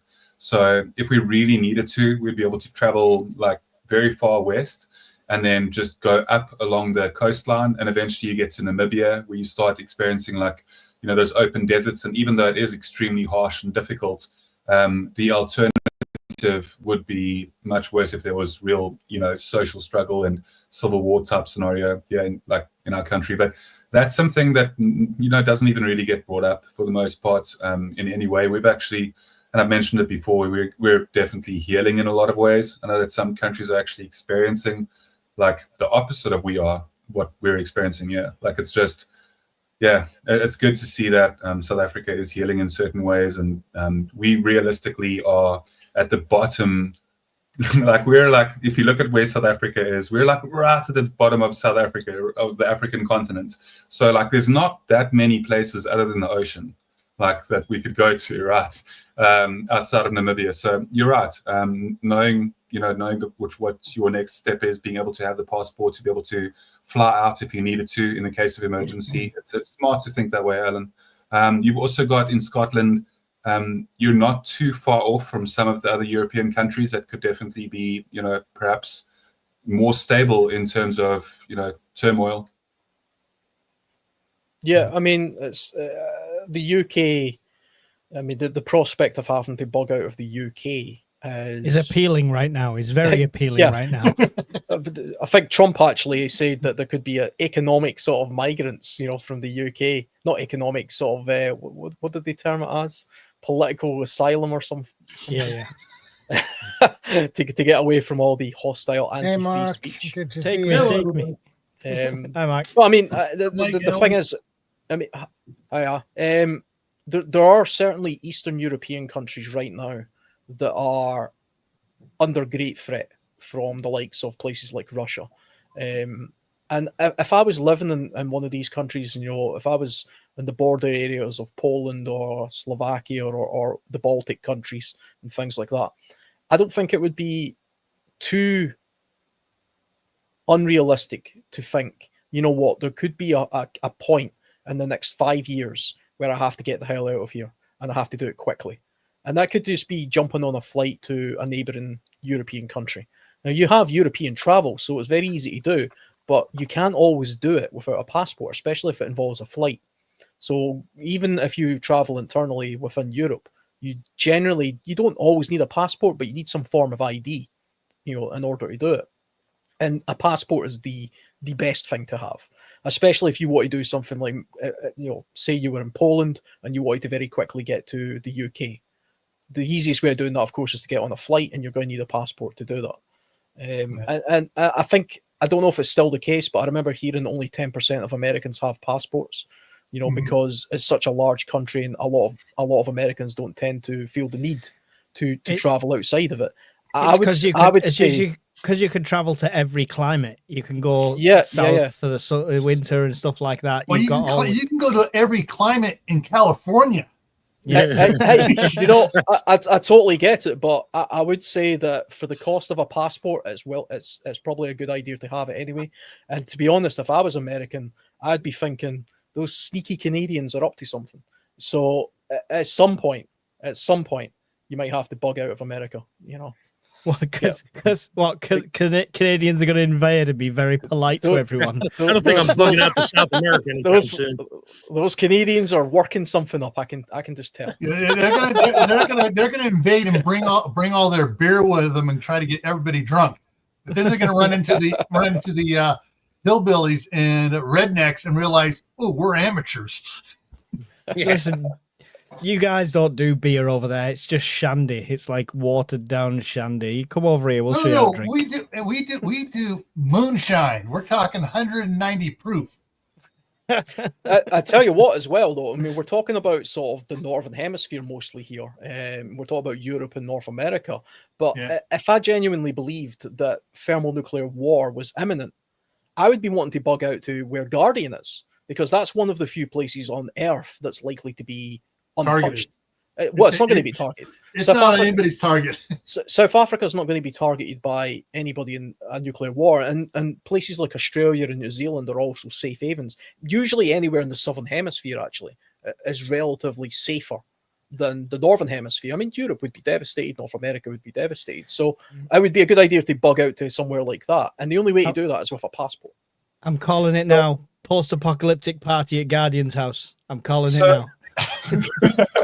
There's actually, the market's funny, right? There's actually it's, you know, in all the movies, you know, there's a movie, I think it's 2012, the movie where the world's ending and stuff like that. And they actually mentioned there the Drakensberg Mountains in South Africa. So like to South Africans watching that movie, like, and it's like, oh, that's funny. Like it's, you know, that's down the road. Basically when the whole world kind of gets flooded in that way. But I don't know, you know, whether people like, I think that the world won't be flooded. I think that it'll go up in fire. It says so in certain doctrines, which whatever you want to believe.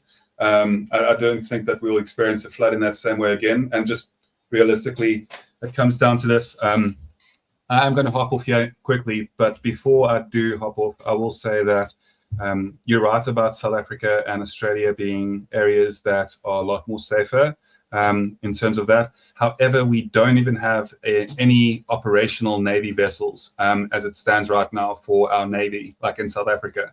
Like we have none, you can like look it up as well. You'll be quite surprised that we have like zero because like, and there's a lot of other major flaws in our capability to defend ourselves. So at first it would be very smart, but however, any surviving country that was looking for resources that would still be available and had any operational ability to be able to survey certain areas would basically come down to us not really having much of like a defensive capability in our country. So we could easily get invaded and taken over by almost any country. And I'm raising that point because it needs to be raised in this instance.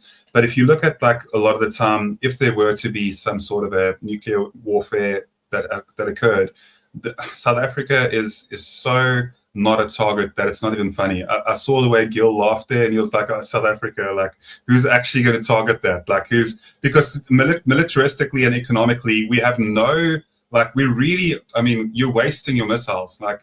Realistically, right? So it's like it's really, and not only that, but it's just if you look at the country and take a bit of time, you know, over the weekend, maybe if you'd like to, and actually go to South Africa and look how like spread out the areas are and how much just absolute untouched wilderness and survival like territory there is. There is so much land that's just literally vacant that the government owns or that's privately owned as well. That's a whole different topic in South Africa. Like land is actually a big thing here.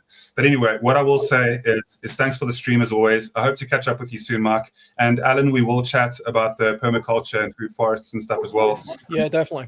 Give you a free course. And also, Chef, I wish that you would have joined earlier because we would have had a bit of a chat as well. Good to see you. And thanks as always, Shadow. I'll catch up with everybody soon. Bye for now. Hey, GP, real quick. It just occurred to me. Oh, he's left.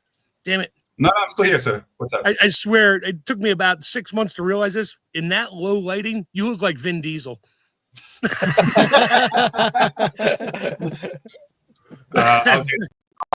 I'll get there someday. I think I'm going to be training. It's my birthday on the 31st, and I'm really going to start picking it up again.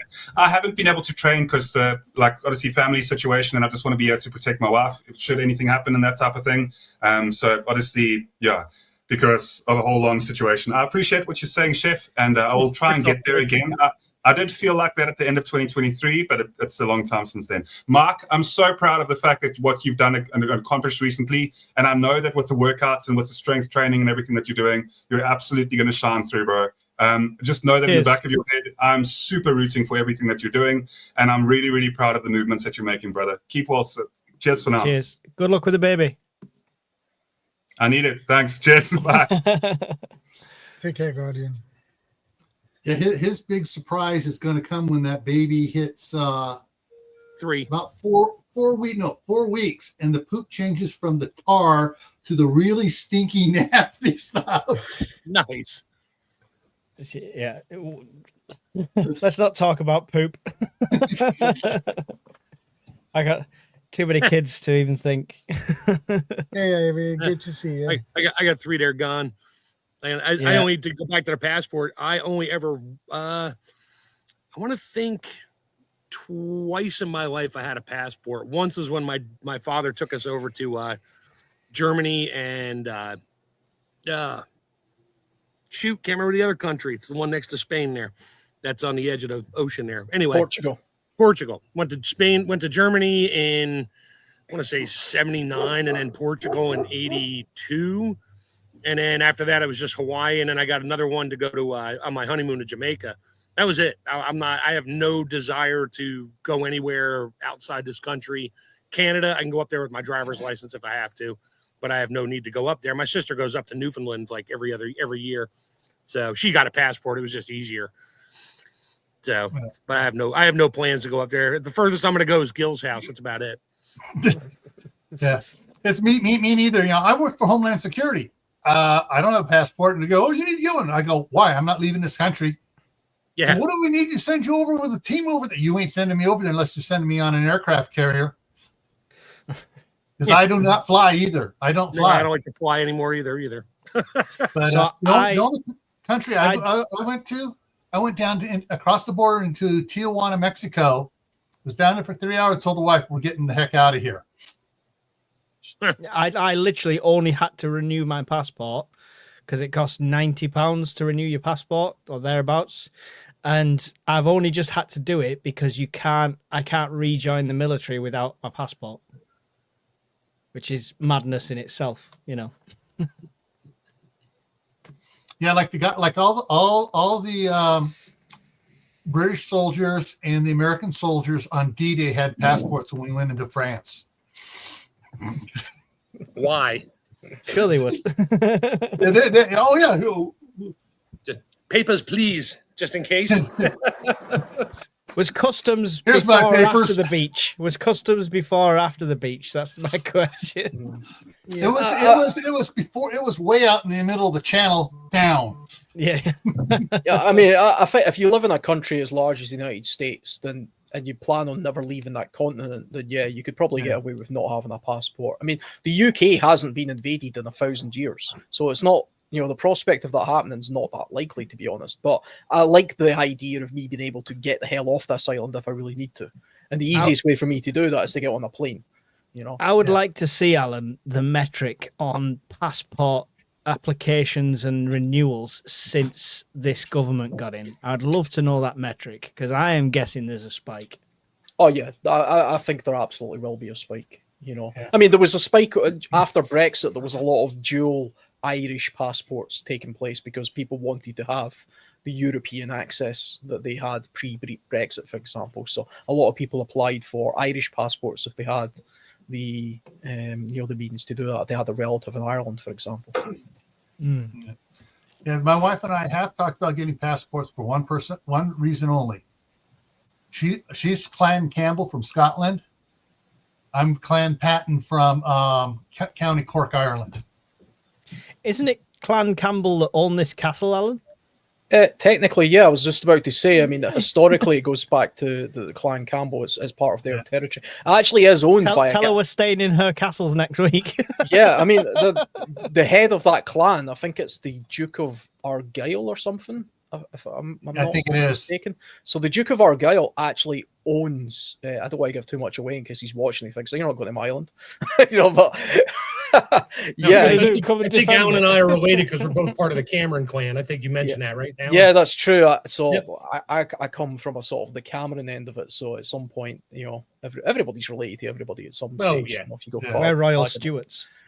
But yeah, I mean, technically, you know, the Campbells do own that island that we're going to, and that's owned technically by that one guy who, but actually lives most of his life in London anyway. So to hell with him. I like that you think in somewhere in a tiny little mind that he might watch this channel. You never know. You never know. The Duke of Argyll, mate. He's sitting there with his feet up in his dressing gown right now. He's like, somebody just said my name on Shadow's podcast. Yeah. Well, this is where now somebody is going to leave now and change the name in the Gil's chat. questions he put to me in the email to me. What happens when you are gone is the first questions. Are we talking philosophically or are we talking no longer around. And that's basically what the whole thing is What about. happens when you die? This is a very deep question for us. Yeah, 6 feet deep.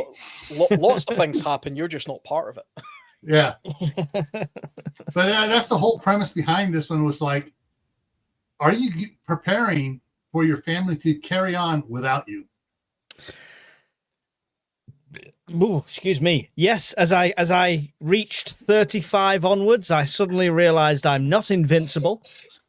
Slowed down. It took you that long? Yeah, slowed down on the motorbike when I was driving, and obviously went down the will route and stuff like that. But it's something we never want to think about. It's something we don't not many people want to confront their own mortality. But having something in place is a prep everyone should do, whether you're a prepper or not. I think having children, I mean, that's what changed it for me, and that probably changes it for most people. I never had life insurance, for example, until I had a son, because, I mean, I literally didn't see the point of it. So my house wasn't worth that much, and I didn't have a lot of stuff, so I couldn't care less what happened to it when I died, because I'd be dead. And I thought, I'm not paying £40 a month for life insurance to give it to who? You know, my sister, who would probably just, I don't know, waste it on parties or something. But obviously the second you have children, you start thinking, now I need to do something to safeguard that, you know. It's, you know, and so all of my insurances are effectively just for that purpose. I'm sure my partner would get along fine without me. She'd probably welcome it, you know, and she would, you know, she's of an age where she could sort of start again anyway and sort of do her own thing. But I would still want to have something in place for, you know, any accrued wealth. I don't really have much. You know, I have a house, but it's mortgaged, so most of my life insurance would simply go to paying that off, and that would at least remove the burden of a mortgage, you know, and that would give a head start to my son, hopefully. Massive head start, yeah. Because he would be able to at least inherit this house when he got to sort of 40 years old when his mother died. We were the same, you know, we're the same age, so if she died at 80. My son would be roughly, you know, pushing 40 odd, 50, and he would inherit a house and he would have his own family by then. And that was my thinking, you know, that's the way I go about it. Ultimately, I mean, unless you're a very, very wealthy person, you don't need to put too much thought into your legacy, your inheritance as well. Because, I mean, generally, I mean, what are you passing on? Usually it's a house and, you know, maybe half the value. I'm sorry, Alan. Shadow can probably relate because I had to deal with both. Well, my father passed and my mother was still alive, so she dealt with it, and that was rough. And then my mother passed, and it was up to me and my sister. Fortunately, we get along very well, and it was ugly because she had so many things in so many places hidden everywhere. She literally had to hire a lawyer to go searching for stuff, and we found stuff that we had no idea. I mean, policies, things, old 401k stuff that never amounted to much, but over 50 years from my father had it amounted to something. Yeah, we get a lifetime's worth of toilet roll as well. Yeah. No, that was from my mother-in-law. My wife had to deal with that. That was actually easy. She had all her shit lined up in a box. Literally, everything was right there. She's like, my wife's like, yeah, grab the box in the closet. It's the purple one with the key on top. I'm like, oh, the key's on top. That's great. So brought it home. She opened it up. Everything was right there. So that just took time. But my mother was another story because she was we'll call her an organized hoarder. You couldn't tell by that house. It was 2,400 square feet on one floor, plus a full basement of the same size. And everything was neat and organized until you started going through stuff and realizing she kept things from the day she got married.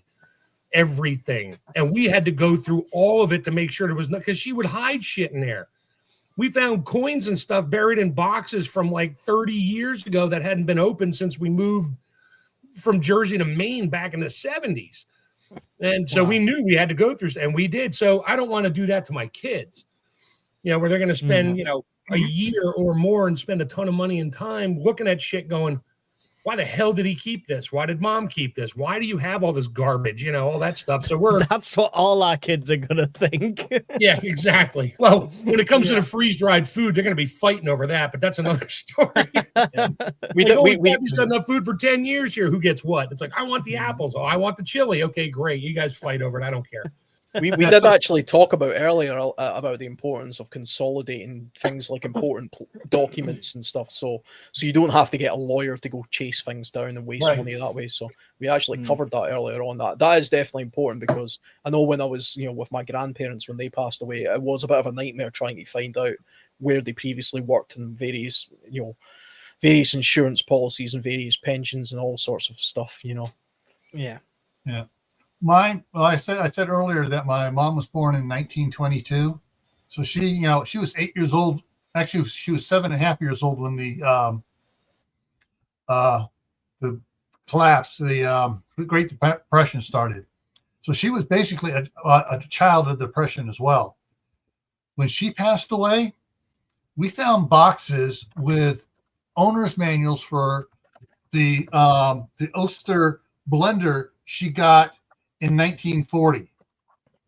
We found receipts for stoves, that she bought in the early 50s that she no longer owned. We found receipts for just about everything she ever bought. We found receipts for her charge account at Montgomery Ward's, which went out of business 15 years before she died.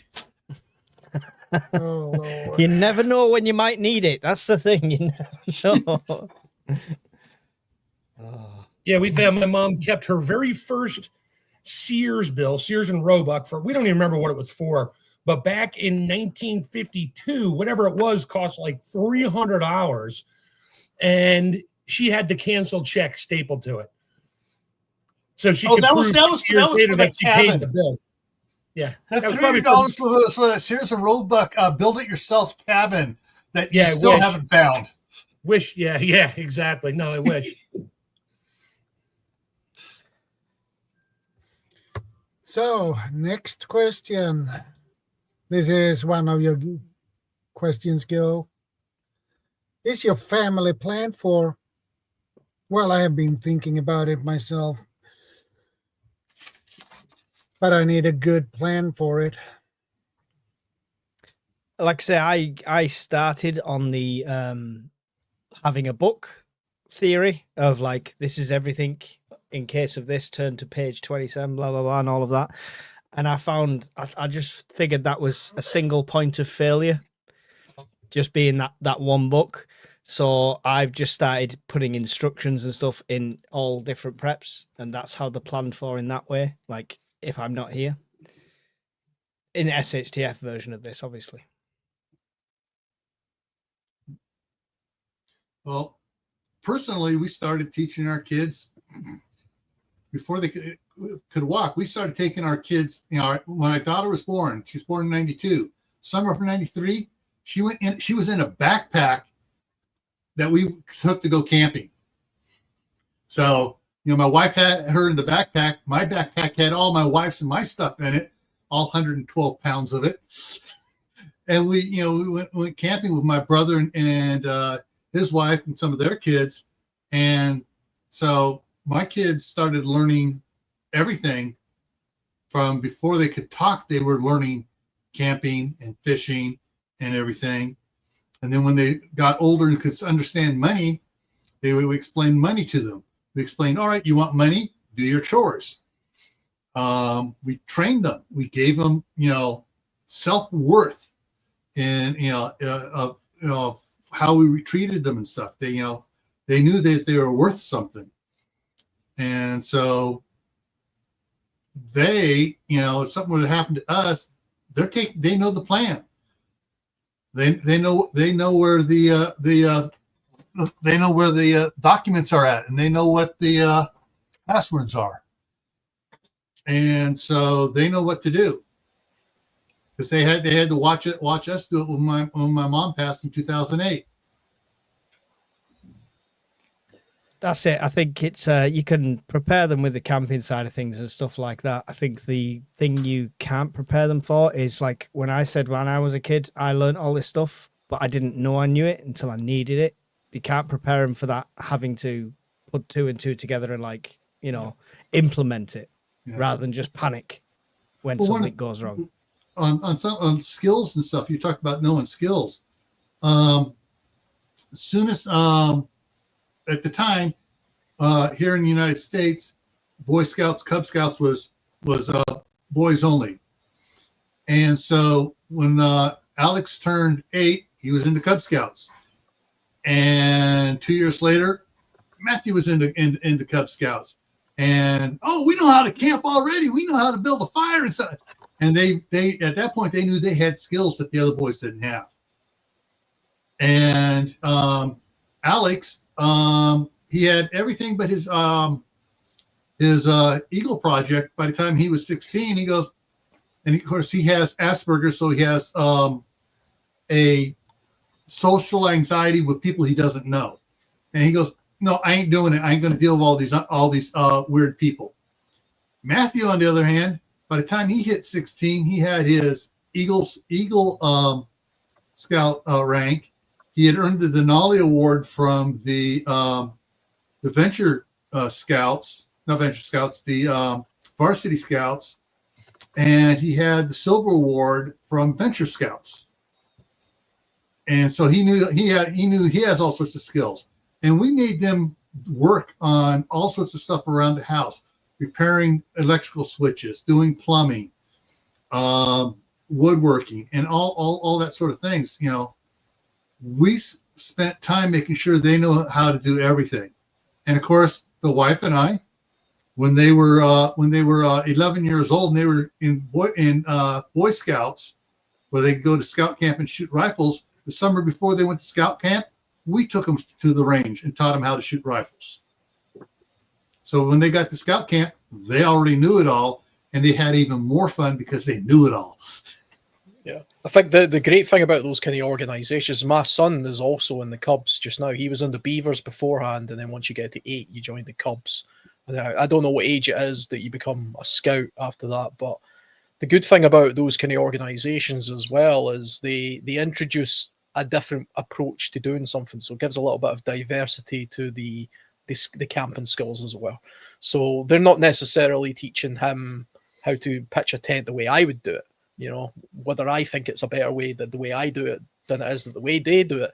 I still like the idea that he's getting to see both ways of doing it, and maybe he'll come up with his own way of doing it that's better than both ways. You know, so it gives a little bit of perspective there on how to do certain tasks. Plus, they also instill a level of sort of discipline and participation for, you know, with kids his age and activities that I'm not going to, you know, spend much time sort of teaching them. They were doing something to do with cooking the other day, you know, where they're literally just making cupcakes and things like that. But it has a practical application to it because it demonstrates that a cupcake isn't just something you buy from a store. It has ingredients, and by taking those ingredients and putting them together, you can make a product. And you know, so there's some educational benefit to that. It's interesting that you mentioned as well that the Scouts, you know, they used to be called the Boy Scouts, and now, you know, girls are also in the Scouts as well. I personally, I think that's a great shame because there aren't any organizations now that are just for boys.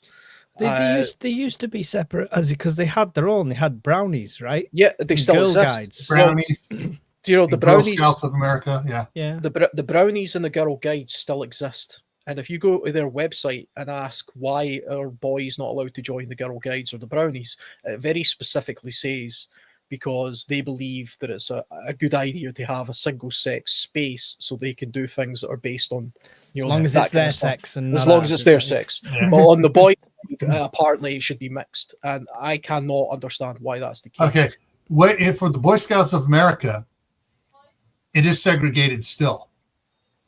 Right. And so you'll have a troop that is the troop will have within it can have patrols that are all girls or all boys. They can't have integrated boy and girl patrols. Some groups like our troop was sent through the VFW, Veterans of Foreign Wars, Troop 1351. We split the troop. They were both logged as 1351, but there was the girls and there were the boys. For monthly meetings, they met together. But weekly meetings, they met in different parts of the building. Now, here in the U.S., back when Ventures was called Explorer Scouts, back in the 60s, it was all boys. I'm not sure when they became Venture Scouts, then it was boys and girls ages 14 through 21. When I was an Explorer Scout in 82, 83, we had girls in there. Yeah, I wasn't born then. Yeah. So, but yeah, I'm not sure when it became co-ed, but it was a different age group. It wasn't starting at 10 and a half years old. It was starting at 14, and it went to their 21st birthday, and that was co-ed. But by then, they're in a different mindset, and they, it was like high school or junior high. Everybody, okay, yeah, we're doing things together. I love the Scout. Sorry, guys, I've got loads of input on this whole subject, but I'm going to have to jump out because I've got bags to pack for tomorrow and stuff like that. So, Shadow, I really appreciate you having me on the panel. Gil, Chef, Mark, Alan, really appreciate all of yous and everyone in the chat, but I really do have to jump. Mike. It's always a pleasure. All right. See you later, guys. See ya. See ya. See ya. Yeah. I mean, I just kind of on the same notion as well. I mean, there's a couple of things I could say here. I mean, one along the lines of the succession plan of if you have boys, if you have sons, we live in a world now where it's a very anti-boy world, and it is important to install a level of understanding, discipline, and knowledge that's boy focused as opposed to mixed focused. If you have daughters, then they can have, and girl focused stuff. But boys are very let down by the Western system as at the moment. So I only have one child. I have one son, and it does concern me that he doesn't ever get to participate in something that's just boys only. Whereas when I grew up, I'm not that old. I mean, I'm 41 years old. I was in the boys' brigade, the army cadets, and probably one or two other things, but they were just boys only. And there was great value from that. When I went to school, I mixed with girls and did things there. So it didn't, it's not like I didn't know what a girl was or what they were interested in. But it was nice to be able to be in a boy-only participated sort of group because there's a different dynamic, it's a different educational experience. And despite what a lot of people in the media might tell you, boys and girls are different. They think differently, they act differently, they are just different. And so they have to do things differently. They can't be mangled together all of the time. Yeah. So it's important to try and find activities and things for if you have girls or boys that are just individual to them, I think. On that vein as well, I mean, we're talking about succession and things like that as well, and passed on skills and knowledge. One of the most important skills that I think has to be passed on to our children now is the ability to read things like the media and be able to ascertain whether what they're being told is true or not. We live in a world now where the media is so heavily politically skewed in one direction or another that a lot of what they could be seeing and being told is genuinely detrimental to their well-being. And we have to teach our children to not ignore the information. I don't think children should be excluded from watching things like mainstream media. I don't want my children to never watch the BBC or CNN or one of these big news organizations, even though I know that they're politically skewed in a particular direction. But I want him to have the ability to watch that and say, okay, I'm hearing what they're saying, and there will be some truth to it, but they're also saying it for a particular reason. And the reasoning skills that I've learned and developed over a period of time allows me to take information from other places, ascertain what's likely to be true or what's beneficial to me, and go with that. A critical thinking skill, rather than I'll just take in exactly what the media or the internet or somebody is telling me to do. And that's a critical thinking skill that's probably lost on a lot of young people nowadays. When I was younger, the one thing I taught all three of my daughters is when you hear this single phrase on any news outlet, and I don't care which one it is, if they say the words, "we all know that," don't believe it. I say, because what they're trying to tell you is, well, everybody else knows it, you don't, but you do now. So therefore, what we're telling you is the truth because everybody already knows it. I said, regardless of what the message is, if they start a phrase with we already know, or we all know that, something, blah, blah, blah, I said, don't just believe it blindly. Dig into it. Period. And I think they all learned that way back when, because CNN was notorious for that during the Gulf War. And we found out other things on the side. And this is right when the internet was coming in, and my kids were just appalled. They're like, what they said, I'm like, exactly. So Yeah. I don't know. Just that's my little Yeah, I mean, we're all aware of sort of propaganda and conflict times. You know, if you lived in Germany in the 1930s, every single piece of news that you were being fed was pure propaganda. If you live in Russia today, it's going to be Russian-centric news, Russian state-focused. If you live in the UK, when I listen to the BBC while I'm at work, it's Western-centric, liberal-focused BBC propaganda. Some of it's true, some of it isn't true. That's the beauty of propaganda. That it's mostly facts with a spin, and you know they're trying to steer a political agenda or something like that. And it's becoming more and more sneaky the way it's done nowadays, because there's such access to the internet and lots of different voices come from different places. And part of being a survivalist, you know, in my view, or a prepper, is about hedging your bets as to what you think is likely to come down the road. And it's hard to do that if the information you're getting is skewed in some way. So you have to learn, and it's a learned skill. It's not something that happens naturally. You have to genuinely learn how to see through the crap that you're being fed and pick the pieces out that you think are likely to be true or at least valuable, and ignore the rest. That's quite a difficult thing to do, you know. And if we can teach our children that in some way, subtly, evenly, then that's a good thing to do. My kid spends all of his time on YouTube and playing video games, but I watch some of the stuff that he watches and it's just crap. You know, it's usually just rubbish. You know, but he watches a video which is, to me, I can clearly see it's AI and it's trying to sell him something, but he thinks it's real. You know, and I'm saying no, it's not real. And I take the time to explain that no, and the internet nowadays is full of fake, you know, AI and product placement, and they'll try to sell you something or tell you something that isn't true or shock you in some way or get you angry. And you know, that's something I think we should all be thinking about when we're trying to pass on the values to our children who are likely to succeed us, or you know, in the future. Because we as preppers or survivalists, we know the stigma of being told that we're probably a little bit crazy or a little bit paranoid. And so if we spend our time passing these skills on to, say, our children, only for them to be told by the BBC that, you know, there's nothing to worry about, don't worry, the government will save you in a crisis. You don't have to prepare for things. Suddenly, that's when we tell them, that's when you really need to get worried and start preparing. Yeah, but I mean, suddenly you become the person that's least trusted, and your kids aren't paying much attention to you because they think you're a little bit off. These people are in authority, they're wearing a suit, they're on TV, they must know what they're talking about. And that, to me, is a critical misstep, because I could prepare my children with all the best preps in the world, all the best knowledge in the world, and then he could be scuppered one day simply because some guy in a suit on the BBC told them there was nothing to worry about, you don't have to prepare for this. Don't bother buying that food. Go and get that injection. Yeah. Don't bother leaving that country, you know?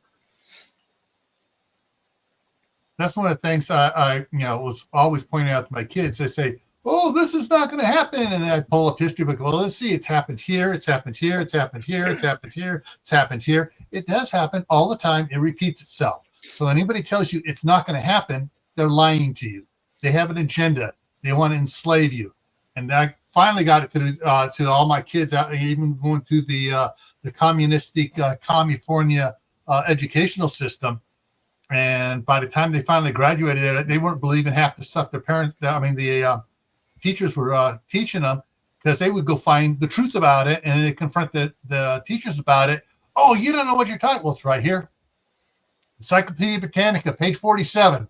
You know, and but that's the thing you need to do, is you need to make sure your kids are taught to question and to look for the answers themselves and verify it. My boss, who at Homeland Security, who used to be a major in the United States Air Force Police Services, his favorite quote was, trust, but verify.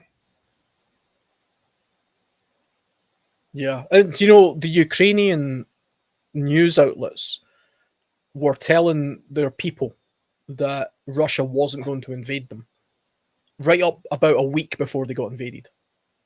You know? Yeah. The Russians were literally massing on the border, and their state broadcaster was saying, "There's nothing to worry about here. They're not going to. It's not going to happen.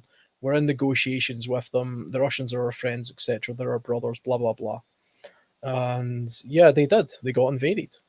It's and there are countless periods in history where simply listening to what the state want you to hear has put people into great harm's way, because what they didn't want in Ukraine was a mass exodus from places like border regions, leaving that area. They wanted people to be there of fighting age, so when the Russians did invade, that they would be able to put up some sort of resistance.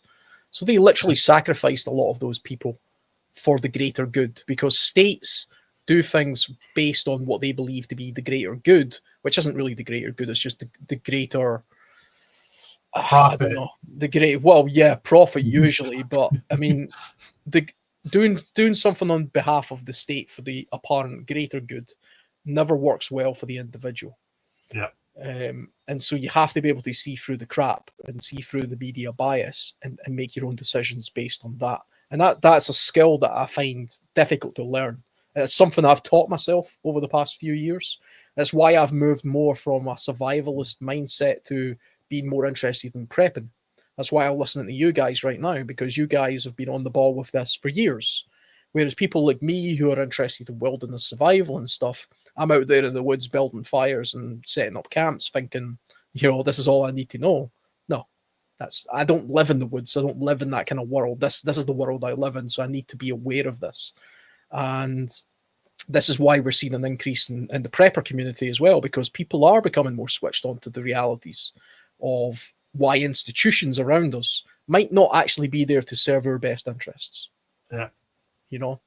And that's something I think as time goes on, with the age of AI and the age of mass media and alternative media, we have to teach our children to navigate this landscape, because it's new to all of us. It's a fast-growing world out there, and the rise of AI is incredible. The videos now that AI can produce look almost perfect. Yeah. 3 years ago they looked like crap.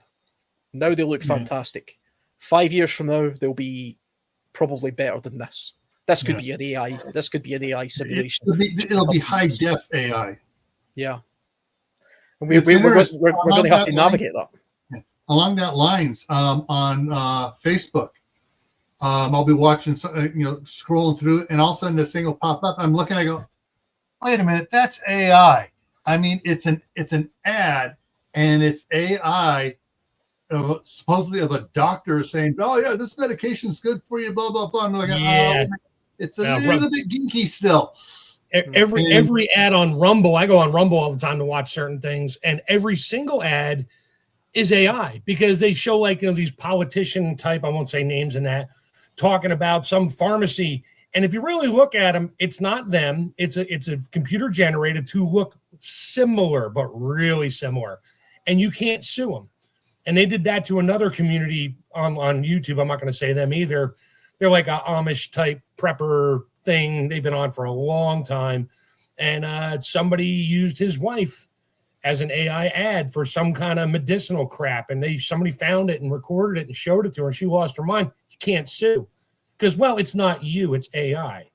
Yeah, but you're using a likeness of me. No, it's not close enough. Because, see, look, the eye color is slightly different. I mean, they play the games.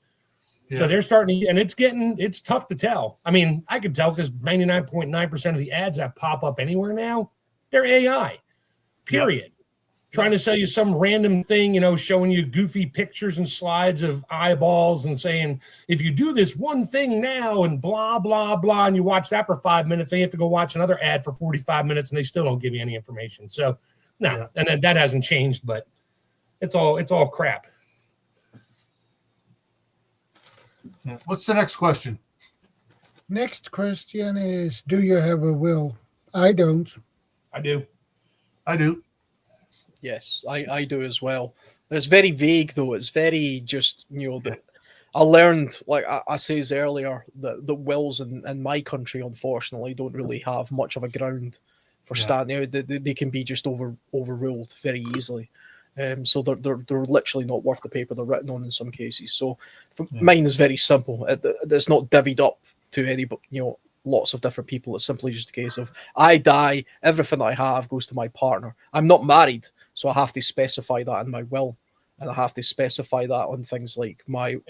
Mine's the same way right now because if I die, wife gets it. If the wife dies, I get it. If we both die, the kids get it. But if one of us dies first, then we just have to go get the will rewritten.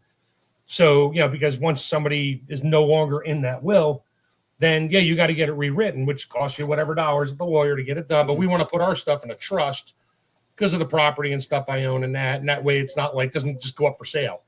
Yeah, it's definitely important to revisit these things though over a period of time. In fact, we did mention this earlier on in the conversation. Yeah, I was driving when you were talking about it. As life changes and more things get paid off, or your value becomes larger or lower, whatever it may be, or maybe you get divorced or something. It is important to keep on top of these things and prioritize exactly where things are going. And for me, it's really simple. I've got one child. Ultimately, I always want that child to always get anything I have. I want him to have, and so my will's always going to be focused on that. So because he's only 9 years old just now, everything goes to his mother because she's going to do what's best for him anyway. So it makes more sense to do it that way than to try and give a 9-year-old a house. That would just be ridiculous. You give it to his mother and hopefully she does the best for him. But there will get to a point where maybe he's past 18 years old. Maybe I'm not even with his mother anymore for some reason. Maybe she's either died or we've separated or who knows what's happened. But I have to make sure that I change my will at that point because otherwise, it's not going directly to the person I'm interested in the most, which is where my genes are, in a selfish sort of way. That's one of the reasons why we're working on setting up land trusts and a family living trust and an S corp and retirement accounts to control everything, so that it's all secured, and the court and the government doesn't have anything to it because it's not inherited. It's not being changed of ownership because it's all going to be placed into ownership of the trust. And all it is just that the kids will have access to as a group to be able to do something with the trust. No one person can do anything with the trust. It has to be done as a group. So just they can't have, you got 3 executors, any one of them sign. No, they must all sign off together on it. And so that's one of the things we're going to do on that is to do, set that up for it. One of the things that I didn't mention earlier, and I've been thinking about this a couple times. I've seen several of these financial planners that say they have what's called a family bank. It's like a investment trust, and they put so much money into it every month. When the kids have a job, they're required to put so much money into it every month. When they go to college, they don't get a student loan for college. They take a loan from the family bank at 0.5% interest to go to college, and then they pay it back. And then if they need to buy a house, they can take a loan from the family bank to buy the house at 0.5% interest, not 7.5% interest. Then they pay it back. And so that's one of the other things my wife and I wished we had set that up back when we first got married. We would have made things so much, we would have paid things off quicker and had more things. And had the kids paying into it when they were got their first jobs and stuff while they were still in school and everything else. And even after school, they'd be paying into it. And I need a new car. Buy a car, pay it off, 0.5% interest back into the bank. So the bank is earning money. The family bank is earning money, and therefore it's not a I forget what the term is, but it's actually an investment, and it is growing. So there's no capital gains on anything being put in there. Yeah. I think. I mean, it's, the one thing I would say about wills as well. I know the Mike says earlier that some companies will offer you like a free will writing service, and you should absolutely take advantage of that. Even if I didn't have kids, if I had no family whatsoever, I'm just a completely single guy, and there will be people watching this YouTube channel who are sitting there thinking, well, I don't have anybody, I don't care. I think you should have a will anyway, because do you really want everything that you've worked for over your life to go to the state so that they can spend it on something that's absolutely not in the interest of anybody other than themselves? I would rather leave everything I've acquired to the bloody donkey sanctuary than the state. Exactly. So, I mean, if it costs a couple of £100 to make a will one time and you've got nobody to leave it to, but you leave it to a donkey sanctuary rather than the government, I think that's a good investment. Yeah. And if you have brothers or sisters or a favorite cousin, yeah, you don't have to have kids. You don't even have to tell them. You don't even have to tell them. You can just put them in it. So when you die, it's like they just get a phone call saying, "Hey, it's all yours, buddy." Yeah. Or you have a favorite YouTube channel that you want to donate all your money to. There you go. But not through YouTube, because they'll take 30 or 50%. Yeah. Oh, yeah. But yeah, I think a will is a good practical thing to have, even if it costs you a couple of £100 or a couple of $100 or whatever. Yeah. Whatever the equivalent is. It's never really much more than that. But it's the thing is, so with the will, you can go online and you get a blank form. Then you just fill it out yourself. Go down to the local bank or someplace that has a notary, get it notarized, and then you just you can file it or whatever else you need to do with it, or you just make sure to get copies, have each copy notarized, and hand it out to those that are in it. That's the case here as well. I believe you don't actually need to pay some lawyer to write your will up. You can literally you can write it by hand if you want in this country, and as long as it's in a place where it's accessibly you can be found, and it's it's obvious that it's definitely you that's written it, then that is legal in that sense. But unfortunately, like I said a couple of times before, in my part of the world, wills are a bit worthless. But it's better to have one than not have one. Yeah. So what's after wills? After Burial. will, a family trust.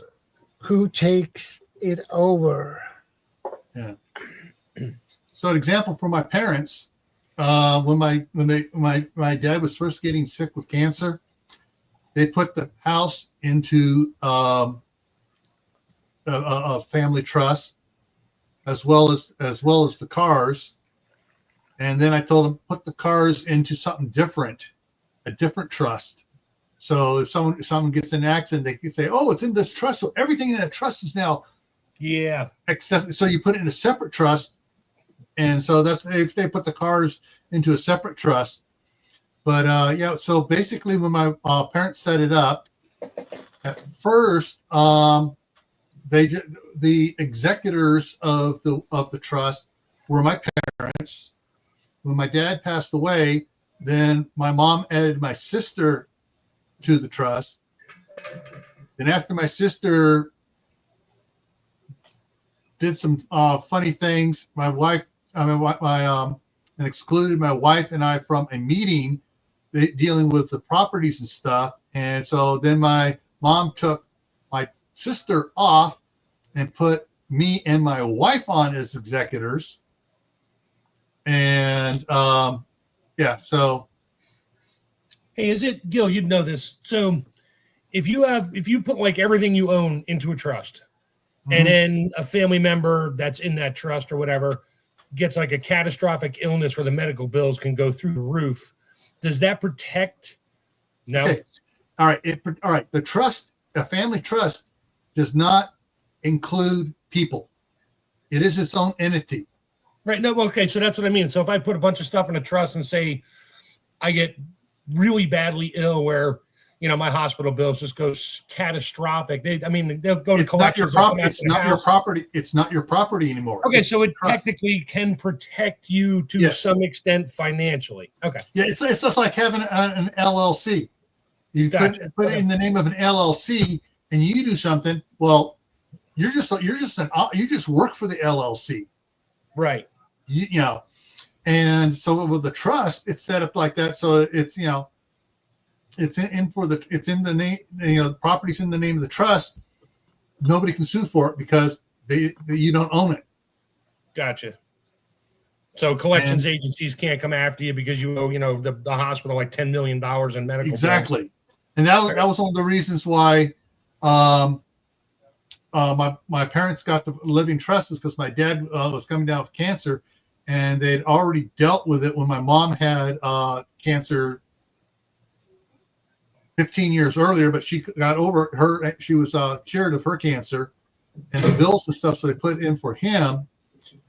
And when the bills for all his stuff came up and stuff, and my mom said, the only thing we have is his Social Security, and Social Security wouldn't let no, this is her death benefits for, you know, you can't touch it.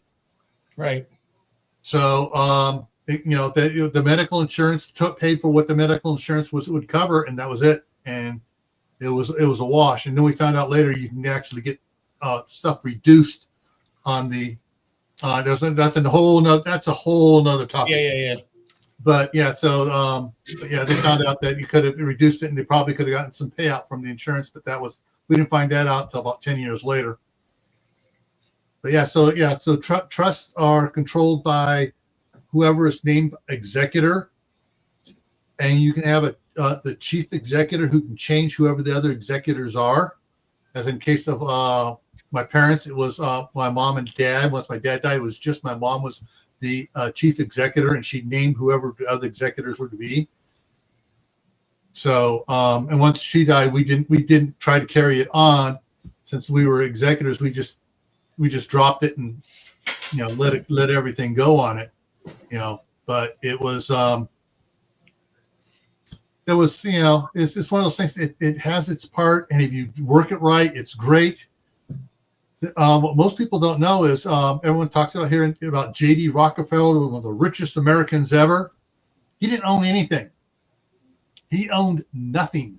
Yeah, it was all in trusts and other things. It was all in trust. His saying was, own nothing, control everything. And he controlled the trust, but he owned nothing. And when he passed away, there was no taxes because he didn't own anything. And there's still no taxes, but that's another story. Yeah.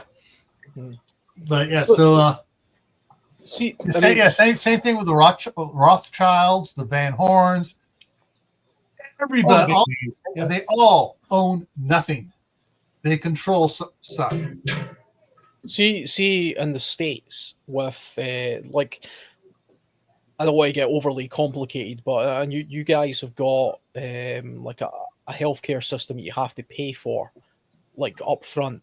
If you have life insurance, for example, if you don't have medical insurance, but you have life insurance, and say suddenly you're struck down with cancer and you own a house and you're being treated for cancer and you're in hospital and then you die, so you have a bill, does the hospital then have the right to take, they can't take your house or your life insurance? Can't touch the life insurance. Right. If you don't have the house in a trust, they can come after it. If the house is in a trust, they can't touch it because it's not yours. Right. Oh, they'll still try. They always try. Well, they will come for every hoop out there to try to take anything and everything they can get. But the thing is, though, if it's in a trust, it's like, I don't own it. I'm paying $5 a month rent to the trust. I don't own it. But I mean, for the most part, every judge will just say, "No, get out of here." And most people find a workaround where they can get around medical sort of bills, but still leave something to their children, for example. It's like, as a European, it's hard to understand. Yeah, that's what the trust is for. So basically, I put this property here, put it into a trust. I put the property across the street, put it into a different trust. There as a land trust. House in California, we put it into a land trust. Then we put all the vehicles, farm equipment, everything else into an LLC, limited liability corporation.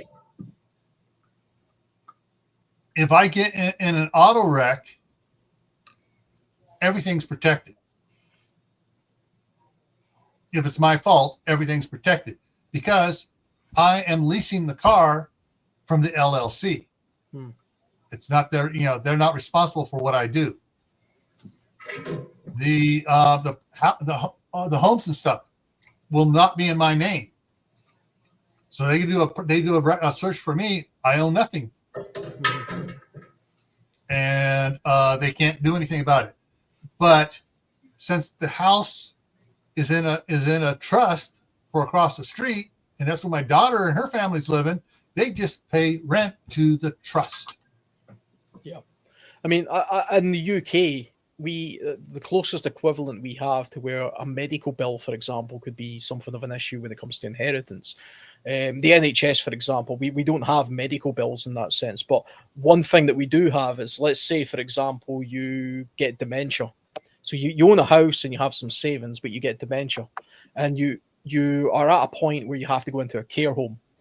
If you have assets in your bank, in the form of savings or a house, then the care home can seize some of those assets. Yeah, same here in the States with certain cases. Yeah, in order to pay for that. Which is annoying because see, if you have no assets, you don't have any savings, you don't own a house, you go to the same care home. Yeah. Yeah, in the States, not so much. You just get crappier care. Yeah. Which is why here, the trust has its own bank account. Right. And it just has a signee on it, which is the executor, can sign for paying property taxes and that stuff off the trust. Whereas with the checking account, minimal stuff is kept in the checking account, and one of the things to limit saying, oh, it's tied to that, you write a check to the trust for rent, and it's on the check. It's the line on the check says, rent for August, rent for November, rent for whatever. That there, they go, oh, see, you're right, you're sending money. No, it's rent, and the courts will just laugh them right out and say, no, you don't have a case. This is obvious. They're paying rent. You can't sue the landlord of someone paying rent if that person owes money to you.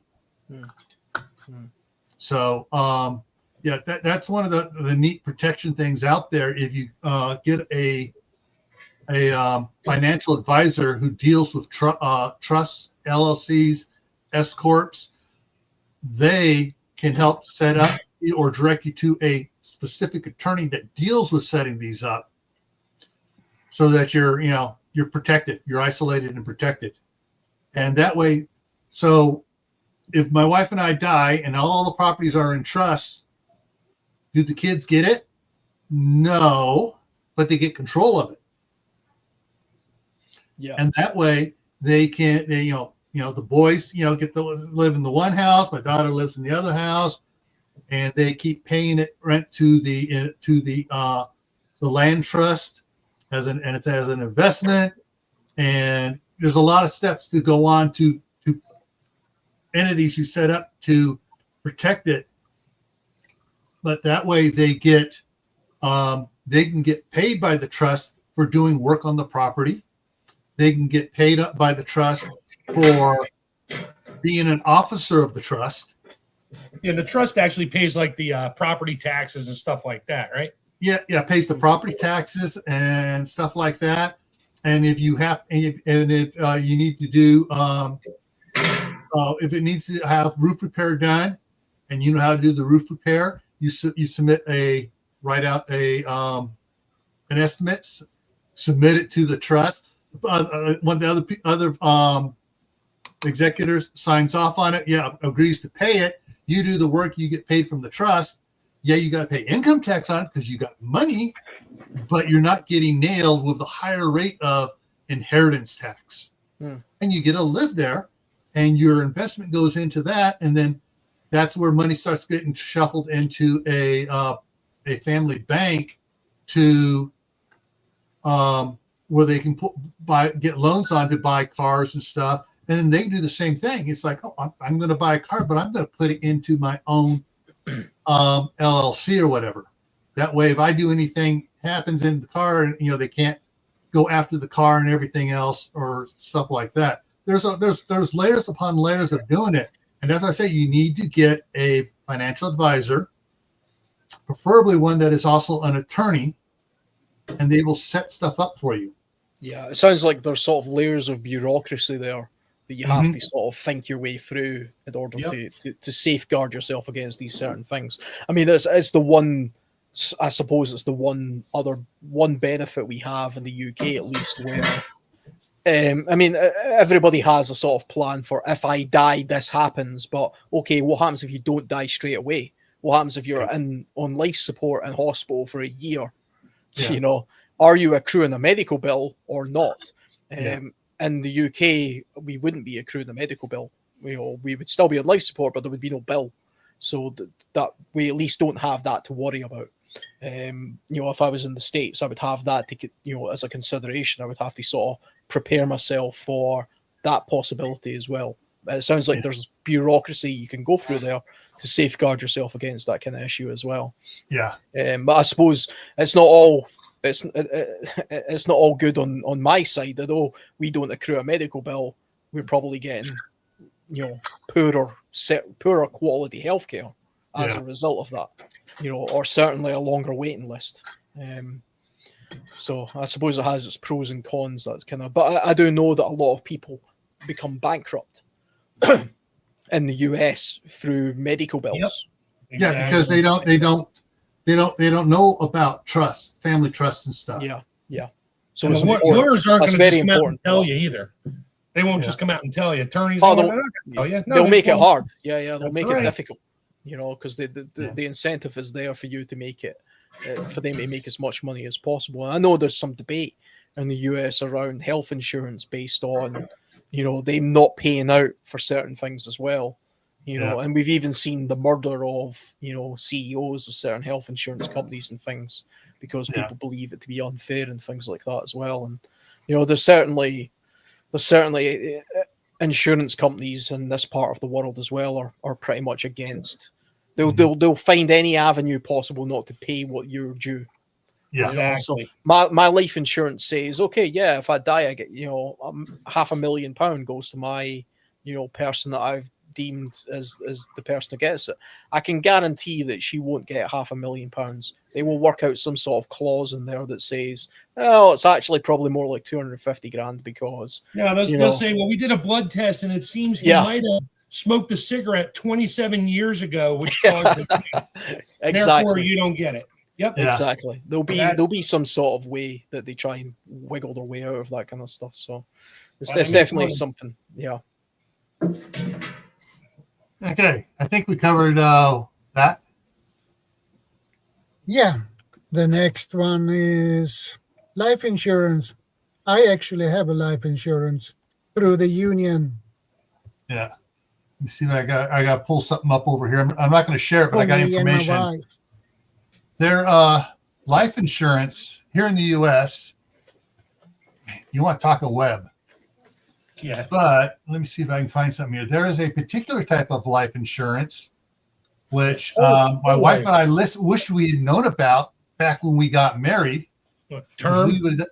No, not term.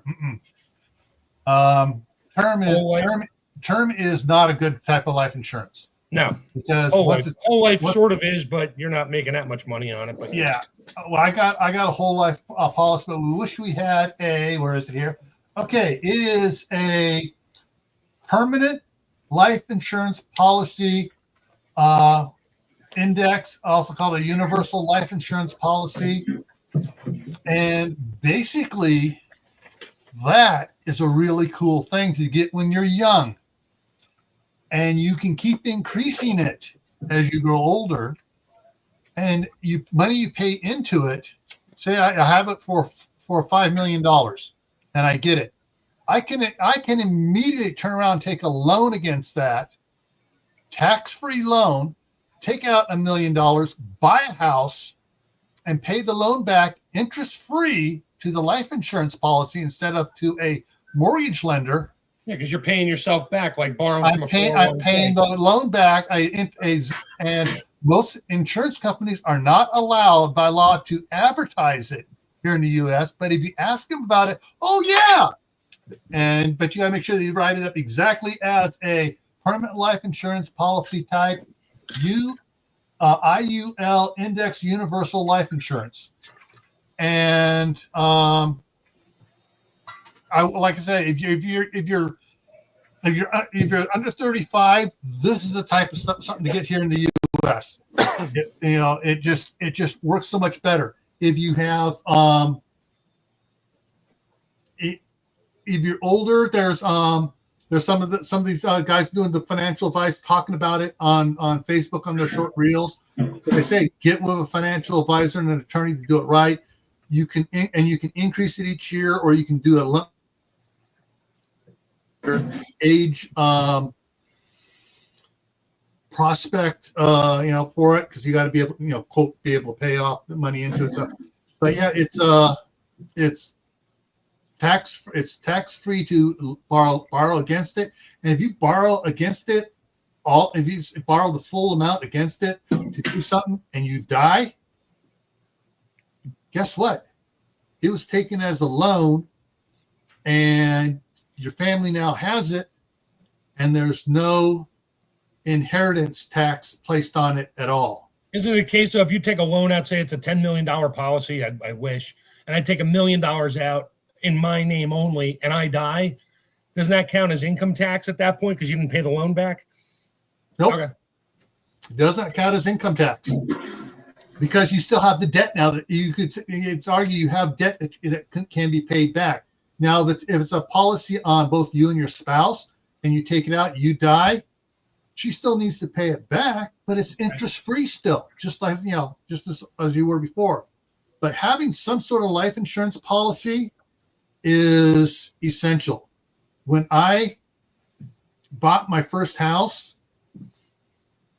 a month after I bought the house, I got a life insurance policy for $200,000. I only paid $143,000 for the house, but I got a life insurance policy for $200,000, and my parents were the beneficiary because they could then take and use the life insurance to pay off the loan on the house, and they were designated as the recipients of receiving the house.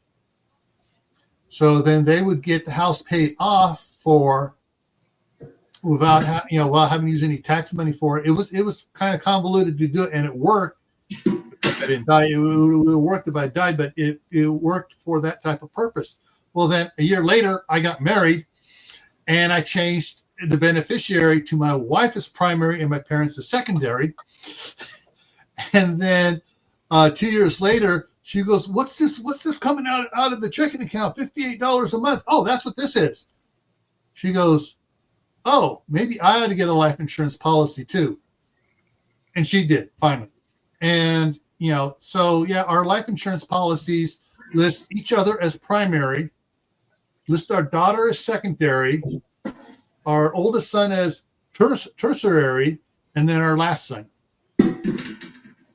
So everyone's listed as who gets in charge of the money first to distribute it.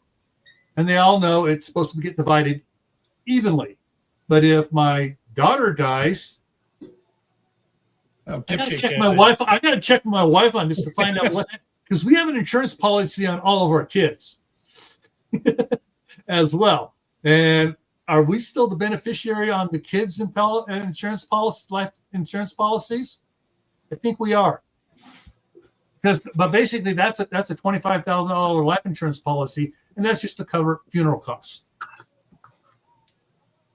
Which is another thing. You have kids, get an insurance policy on them, and if you get it when they're really young, it's like $5 a month for $25,000, or $5 a year. I mean, it's ridiculously cheap when you get it on them when they're under 5. And it does not. It's locked in. The price never goes up because it's over their lifetime. It's supposed to more than pay for itself. But yeah, that's something to get. But some sort of one of those universal life insurance indexed universal whatever type of life insurance I was talking about there, that is one that you can, it's not the normal ones. You got to ask about them, and that will comes out like a interest-free, tax-free thing where you can borrow money from. Now, I'm not sure how it is there in the UK. If you have anything like this, you do need to talk to the insurance agent there to see if there's any sort of thing like this there as well. I think there is something similar in the UK. I mean, the way that I do life insurance is funny, actually, because I got a letter today, which is literally my renewal for my life insurance cover. For comes in every year and tells me how much I'm paying and what I'm covered for, etc. But I mean, the way I do it is usually every 3 years, every 5 years, when the renewal for the mortgage comes up, I have a financial advisor that looks for the best deal for the best mortgage, but he also looks for the best life insurance policy and the best insurance policy. So he looks for all different things. He gets a little kickback for that service, but he is usually able to find a better deal than I would otherwise be able to do if I was just doing it myself on the internet. And then I renew it sort of based. So it gets done all at once, and then it kind of rolls on for a few years, and then after a few years, we look at it again. The life insurance policy I have is it also covers critical illness, because that's the one thing that a lot of people can fall foul of in the UK that they don't think about. So they have a mortgage on a house and they have life insurance, but what they don't have insurance for is, let's say you get injured at work and you're unable to work now and you're only 35 years old, right? And you can't pay for your mortgage anymore, and the bank starts chasing you. So I pay a separate insurance premium here. Yeah. So I can see my life insurance policy here is basically for, it's for £150,000 here, which will pay off the remainder of my mortgage, which is, puts my partner in a good place. House is paid off. It leaves a little bit. It pays for the funeral and stuff. And also we have something like that here too. Thing. Yeah. That when you get a loan, the loan company requires unless you put up like a 30% down on it, they require an insurance policy which they roll into the loan called mortgage insurance. That if something happens to you, death, unemployment, whatever, that it pays the mortgage. Yeah, I mean, one thing you can do, I remember because what I used to do when I owned my first flat, I took the very bare minimum insurance. And the idea of that was that as the value of the house, well, the value was okay, but as the value of my mortgage went down, I paid less towards my insurance because I wouldn't have to pay as much out in order to cover the cost of the loan. Yes. And so I was paying a little bit less as it goes, but of course your payout becomes less and less by doing that. And when I moved into this house, I've changed that now. So it actually goes up a little bit now every year. So that means that not only is the house paid off, but there's money left over to, pay for the funeral, plus, get on a good footing and a little bit of inheritance and stuff like that. Yeah. And also included that critical illness because the kind of industries I tend to work in, I could get very badly injured where, so I'm not dead, but I'm not working. And, I can't rely on my job paying out enough money for me to cover the cost of the mortgage. So it's like it's done by the same company, but it's a separate payment. Yes. So I can see here it's £26 a month I'm paying for critical illness a month, and I'm paying £11 for the life insurance. So the critical illness is double the amount of the life insurance, because I suppose at my age, 41, and in the industry I work in, there's a greater chance of me being critically injured or ill, or getting cancer or something, than dying. That's how the insurance company at least has worked it out. So I pay more for that. Yeah. But it gives me the best of both worlds. And I also pay, just because we're talking about it, I pay 40 pence on critical illness and 42 pence on the life insurance as a waiver, so that there's no additional cost there. Yeah. So I don't have to pay anything out of my own pocket or anybody else's pocket should one of those two things happen to me. Yeah. I mean, that's just basic good financial hygiene. I think everybody, if you own a house, at least, that's certainly something you should have. If you have children, then I think you absolutely need life insurance. It's almost selfish not to. Yeah. In my opinion. Yeah. a little bit more on life insurance. If you're a renter here, they have renters insurance here in the U.S. I don't know if they have renter insurance there. Where if I'm renting a house, I can insure all my belongings in that house, and it's covered against a bunch of things, including something wrong with the house that causes damage, such as a roof leak, or whatever else, or a fire caused by something wrong with the house.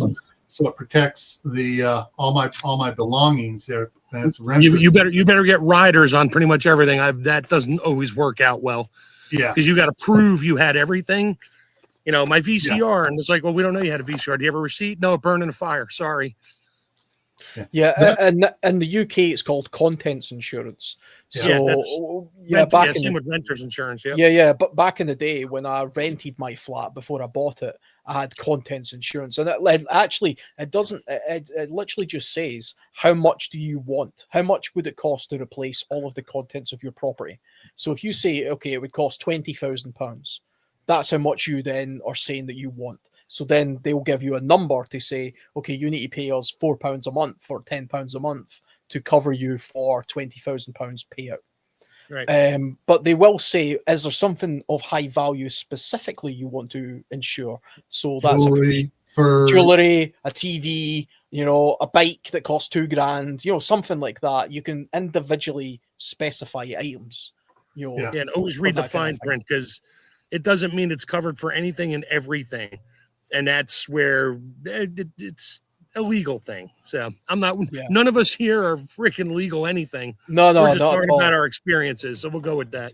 Accidental cover is something that they try and sneak in.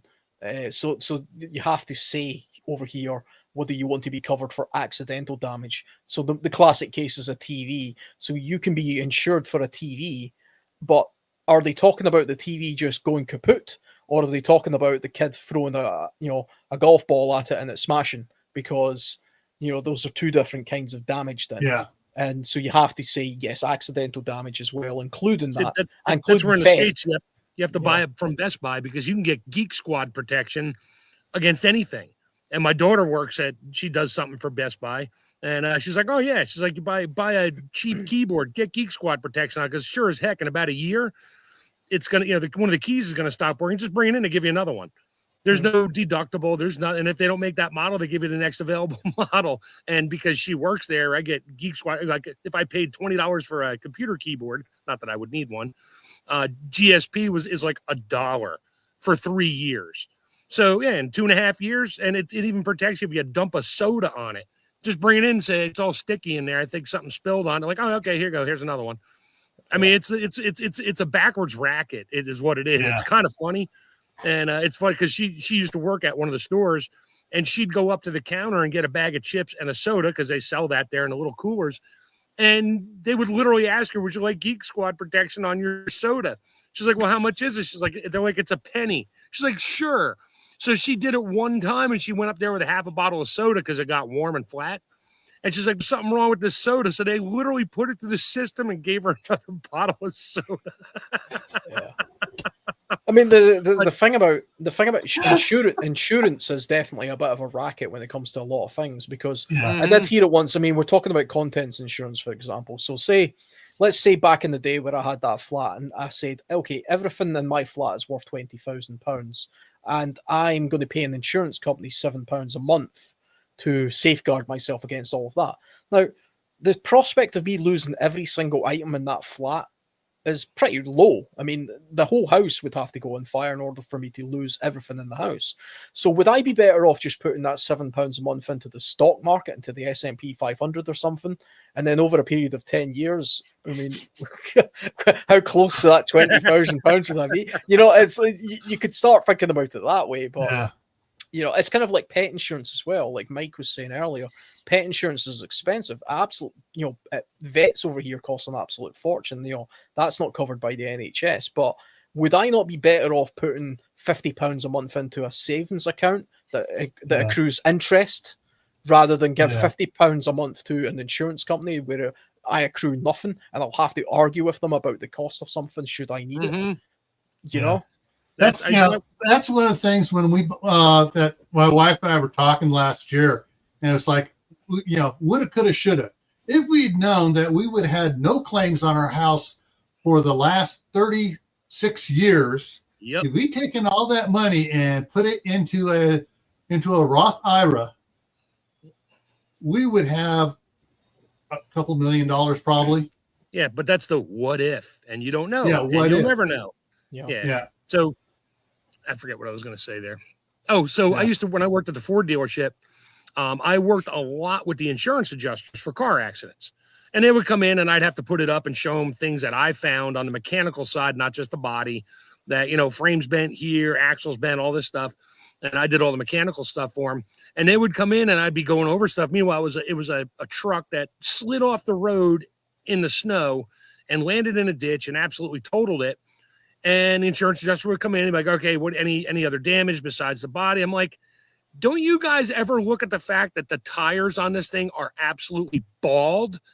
And he had no traction. They're like, no, we don't look at that. I'm like, that is screwed up.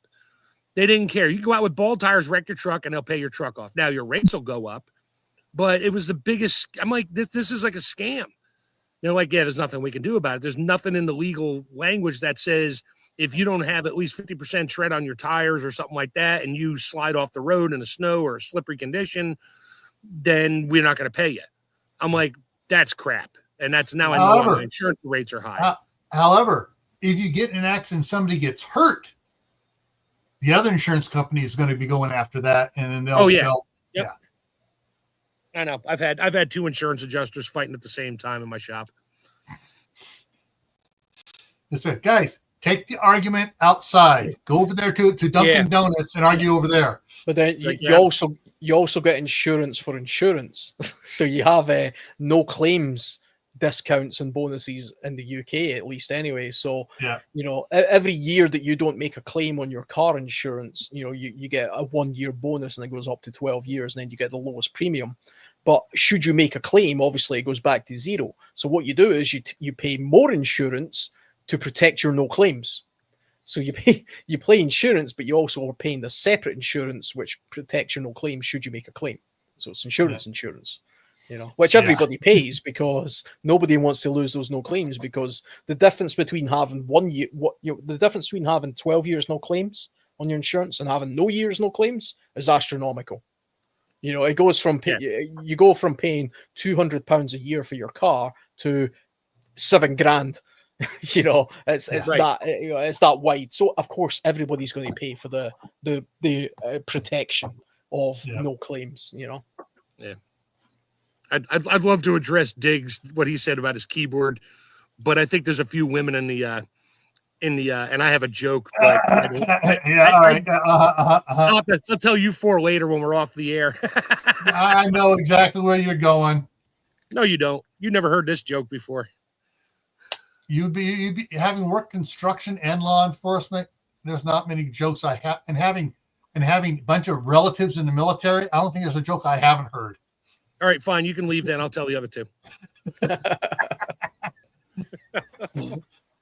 And the last question then. Who gets your preps? My daughters will fight over it. The donkey sanctuary. Yeah, the donkey sanctuary gets all the freeze-dried apples. Yeah. Who gets your preps? Probably with ours, it's going to be who wants the most, and who's they're going to follow the rules of a game called Munchkin. Whoever argues the loudest wins. Because all my kids play Munchkin and they know that rule. Or just leave it all in the trust. That way, if something happens, they all have preps. Yeah, that's what. If you have a trust, that's one thing you do. You keep. That's some of the personal belongings that have been transferred to the trust. Yeah, and in my case, all the preps are really just classed as the contents of the household. So I have a few things in my preps that I don't want my family to have. My wife would take it, but would probably wind up selling them all. And my kids don't want it. Actually, one of them's not allowed to have any of them because of whatever. But so I would probably leave those particular preps to a good friend of mine. Yeah. Well, I'll tell you what. I will guard them and treasure them deeply. Yes. He's just going to hold on to them for the rest of the family. That's all. Yeah. You always get. I was on and I'll make sure they are properly oiled and used to make sure they function properly, and then cleaned and oiled again. Yes. And once a year, I need to make a withdrawal for a couple $100 from the LLC for maintenance fees. Yeah. It's always interesting to see when you get these people who end up with preps and they don't understand the value of something. I was on a Facebook group last week, and they were talking about this guy. He's like, yeah, this woman was selling a tent, and she literally says on the post on Facebook, got this camping equipment. It was my late husband's. He's passed away. He was into camping and stuff. Anybody want to buy it? Basically, here it is. And she took a photograph of the stuff all laid out in the living room. She's like, here you go. One of the items was a Hilleberg solo tent, which is worth about 1,100 quid. Brand new, had never been used. And somebody immediately says, I'll give you £200 for everything right there now. Of course they would. And they're like, yeah, that sounds fantastic. Come around. Come and get it. Come and get it. Yep. Some poor guy's fantastic tents just went for nothing, basically. Yeah. You're gonna hate this one or love it. There was a post on Rebel Canner's Facebook page. This lady goes, I just made the score. You're all gonna hate me. I bought the largest American All-American canner. All-American canner, which is the 41.5 quart one, for $5 off of Marketplace. Yeah, because the kids didn't know what to do with it. It was grandma's. Yeah, and like I don't want it. I want to just get rid of it. She got it for $5. That's almost a $500. Yeah, and so I did that once on Marketplace. I picked up the small, not the smallest, but I can double stack plain single stack quarts. But I picked it up for $20. And it was the lady's grandfather's, and it was dirty because he oiled it every time, and it was just nasty. It took me a while to clean it, but I got there, and the whole garage was full of canning equipment, all jars and stuff. I was like, what are you gonna do with the rest of it? She's like, oh, I'm just gonna recycle it. I'm like, what? So I was like, I'll give you some money for some of this. She's like, really? I was like, yeah. And after I took my stuff, what I wanted, which wasn't that much because I really didn't need anything, just jars and stuff, and they're all newer jars with regular rings and lids. And we're talking like 40, 50 cases of jars used, but empty. And so I told her, I said, look, I said, I'll level with you right now. I gave her literally like $3-4 a case because they had no lids, no rings. And I said, they're dirty. I said, I'll tell you right now, I said, the rest of these, I said, count them out. I said, put them on Marketplace. I said, and put $5 a case. Come and get it. And I said, and I guarantee they'll sell her. You make a deal on it. And she messaged me back like a week later because I watched. She put it up. It was gone like instantly. She's like, oh my God, thank you so much. I was like, yeah, thank you for the canner. She's like, well, I found out that canner's worth like $400. I was like, no, not in the condition it's in because I had to replace everything on it, which cost me $80 and the time to clean it. And I sent her a picture of it. I said, now it looks like this. She's like, oh my God, you did do some work on it. I was like, yeah, I really did. I said, it was worth the $25. I said, if you wanted $50 for it, he said, you'd be sitting on it. So, I mean, it's definitely the importance of knowing exactly what it is you've got. I mean, you guys might know about this, actually. You hear about those two brothers in California with that comic. You guys hear that story? It's just last week. So I pulled it up on the screen, just because I wanted to get the exact figure. But there was two brothers in California, and their mother died, and they knew that there was a box in the attic in their garage somewhere full of old comic books. Because their mother had said, yeah, we collected these comics back in the 30s. They're up in the attic somewhere. And they did nothing with them. They ignored it for 2 years. 2 years, they just ignored it. And then they decided maybe we should go and take a look and see what's up there before we sell the house. They went up there, they found the box, and because it was California, the stuff was in good condition because, moisture and stuff hadn't got to it. Now, you can look this up online. I just quickly pulled it up as well. But one of the comics was a #1 issue Superman. Oh, geez. They sold it. It was a 1939 #1 issue Superman, and they sold it for $9.12 million. Yeah, because it was in mint condition in plastic. Mint condition, never used. They bought it once, they put it in a cardboard box, and they left it in the loft. Yeah. And that house was about to be sold, but the brothers said we should maybe take a look and see what's up there before we sell Yeah. it. There might And be a box of stuff. There might be a box of gold coins up there. We never know. Yeah.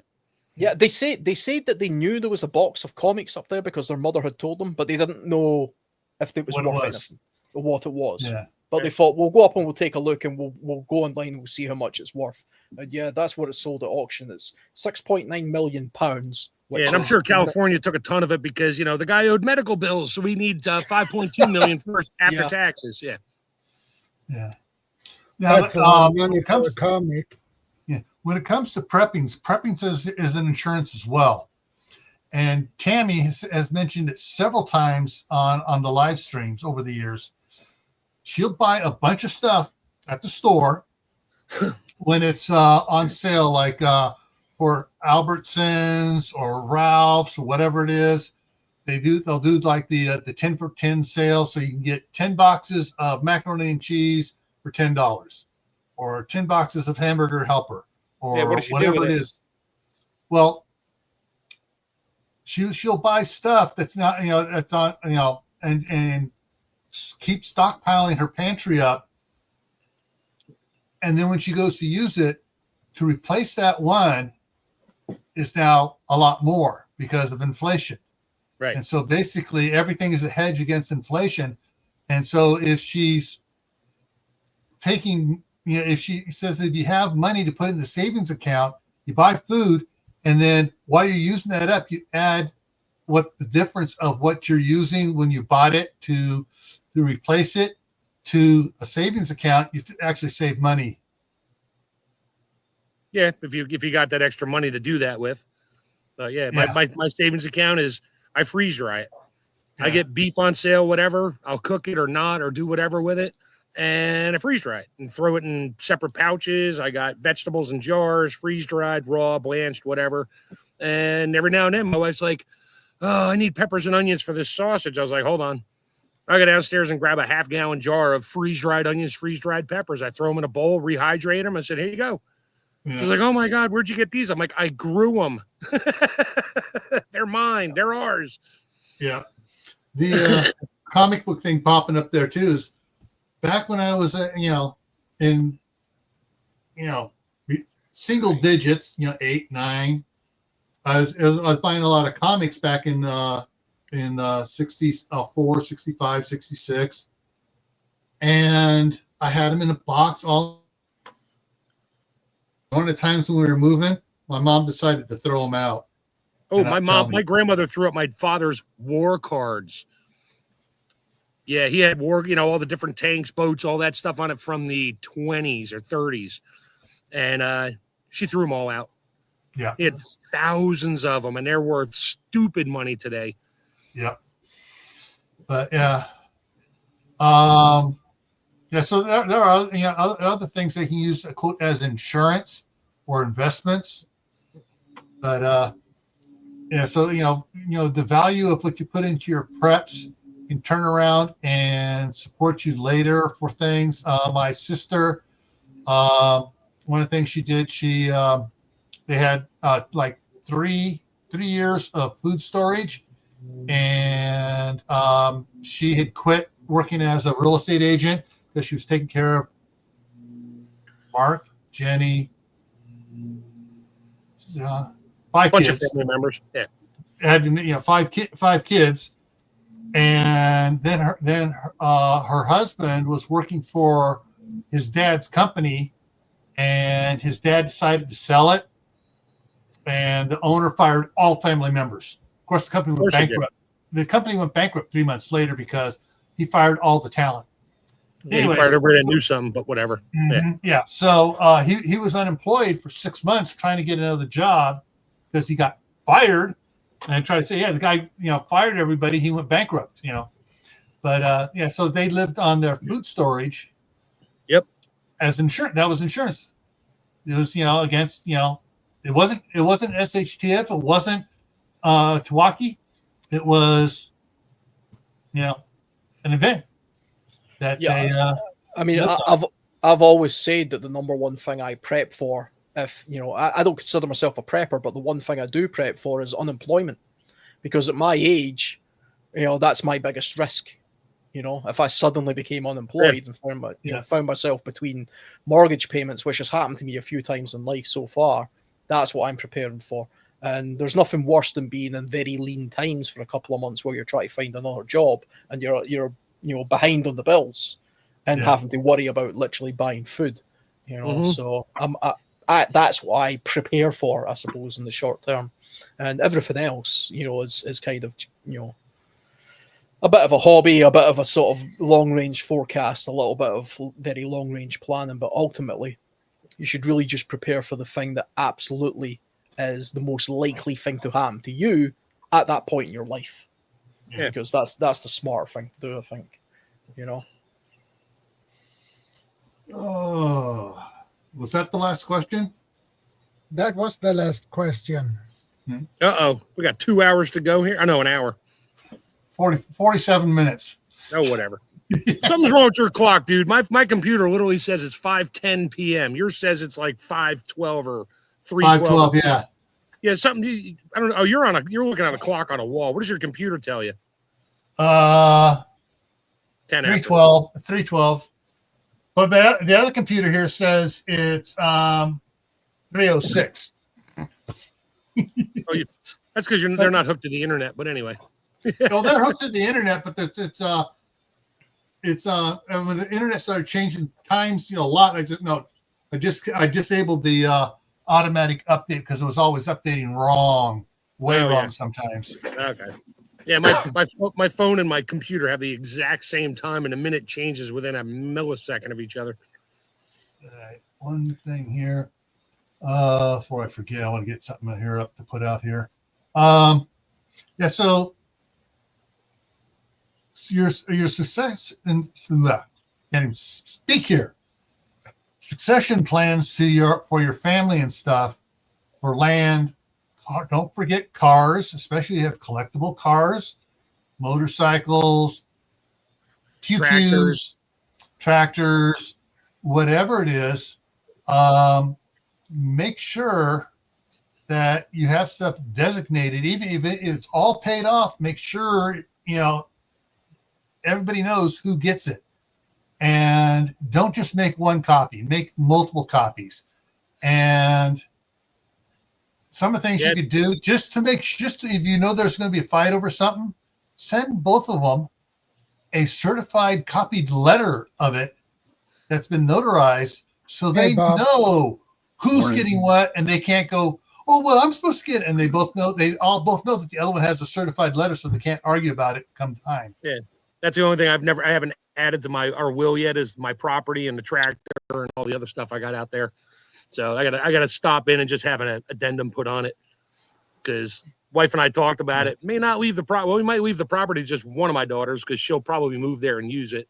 If not, it goes to my niece, because she'll come back from Colorado and move on and start a farm. Yeah.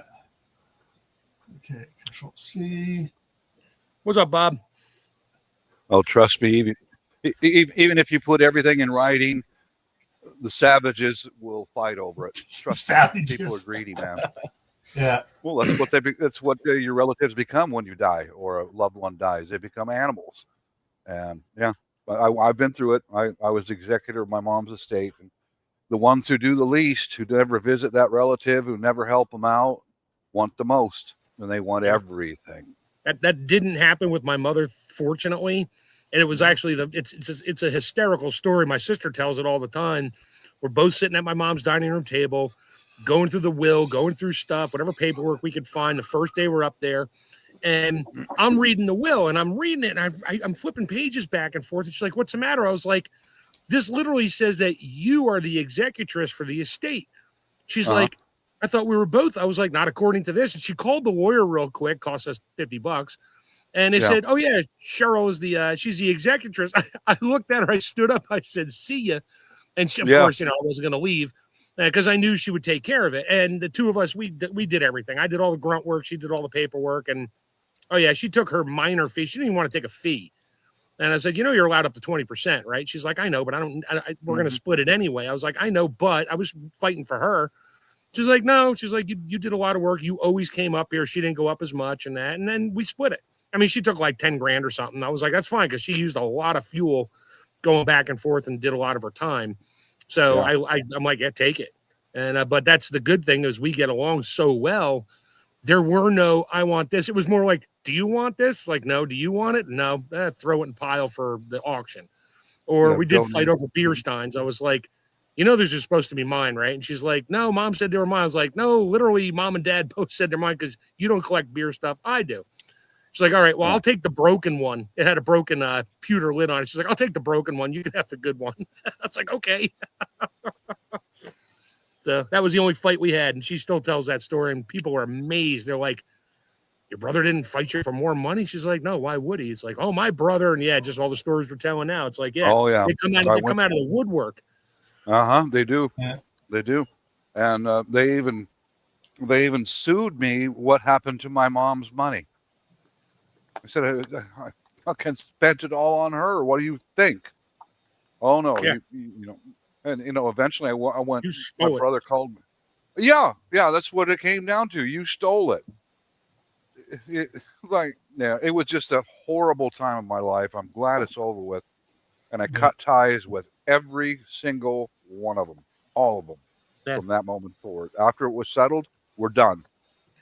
I never want to see you savages again, ever, for the rest, or your kids, I think my sister and I are closer now after my mom's passing than we were before. We would chat every now and then. Now it's like daily routine. Yeah, that's good. I didn't, I didn't have a family like that, because they're all heavy drinkers and druggies, and that's why even my life right now, if anyone around me is a heavy drinker or a druggie, get the fuck away from me now. I don't want you around me ever. Friends, families, neighbors, get away from me. Because I see what they become: brain damaged and greedy. Yeah, I do have to admit, though, when we were both up there, we'd have to go to dinner or lunch or something. And because I'd cook when I could, but we were cleaning out the kitchen, so there was nothing left to cook with except like a pan and the fridge, and that was it. And it's like, come on, let's go out and get dinner. I'm like, okay, of course, where do we go? A brewery.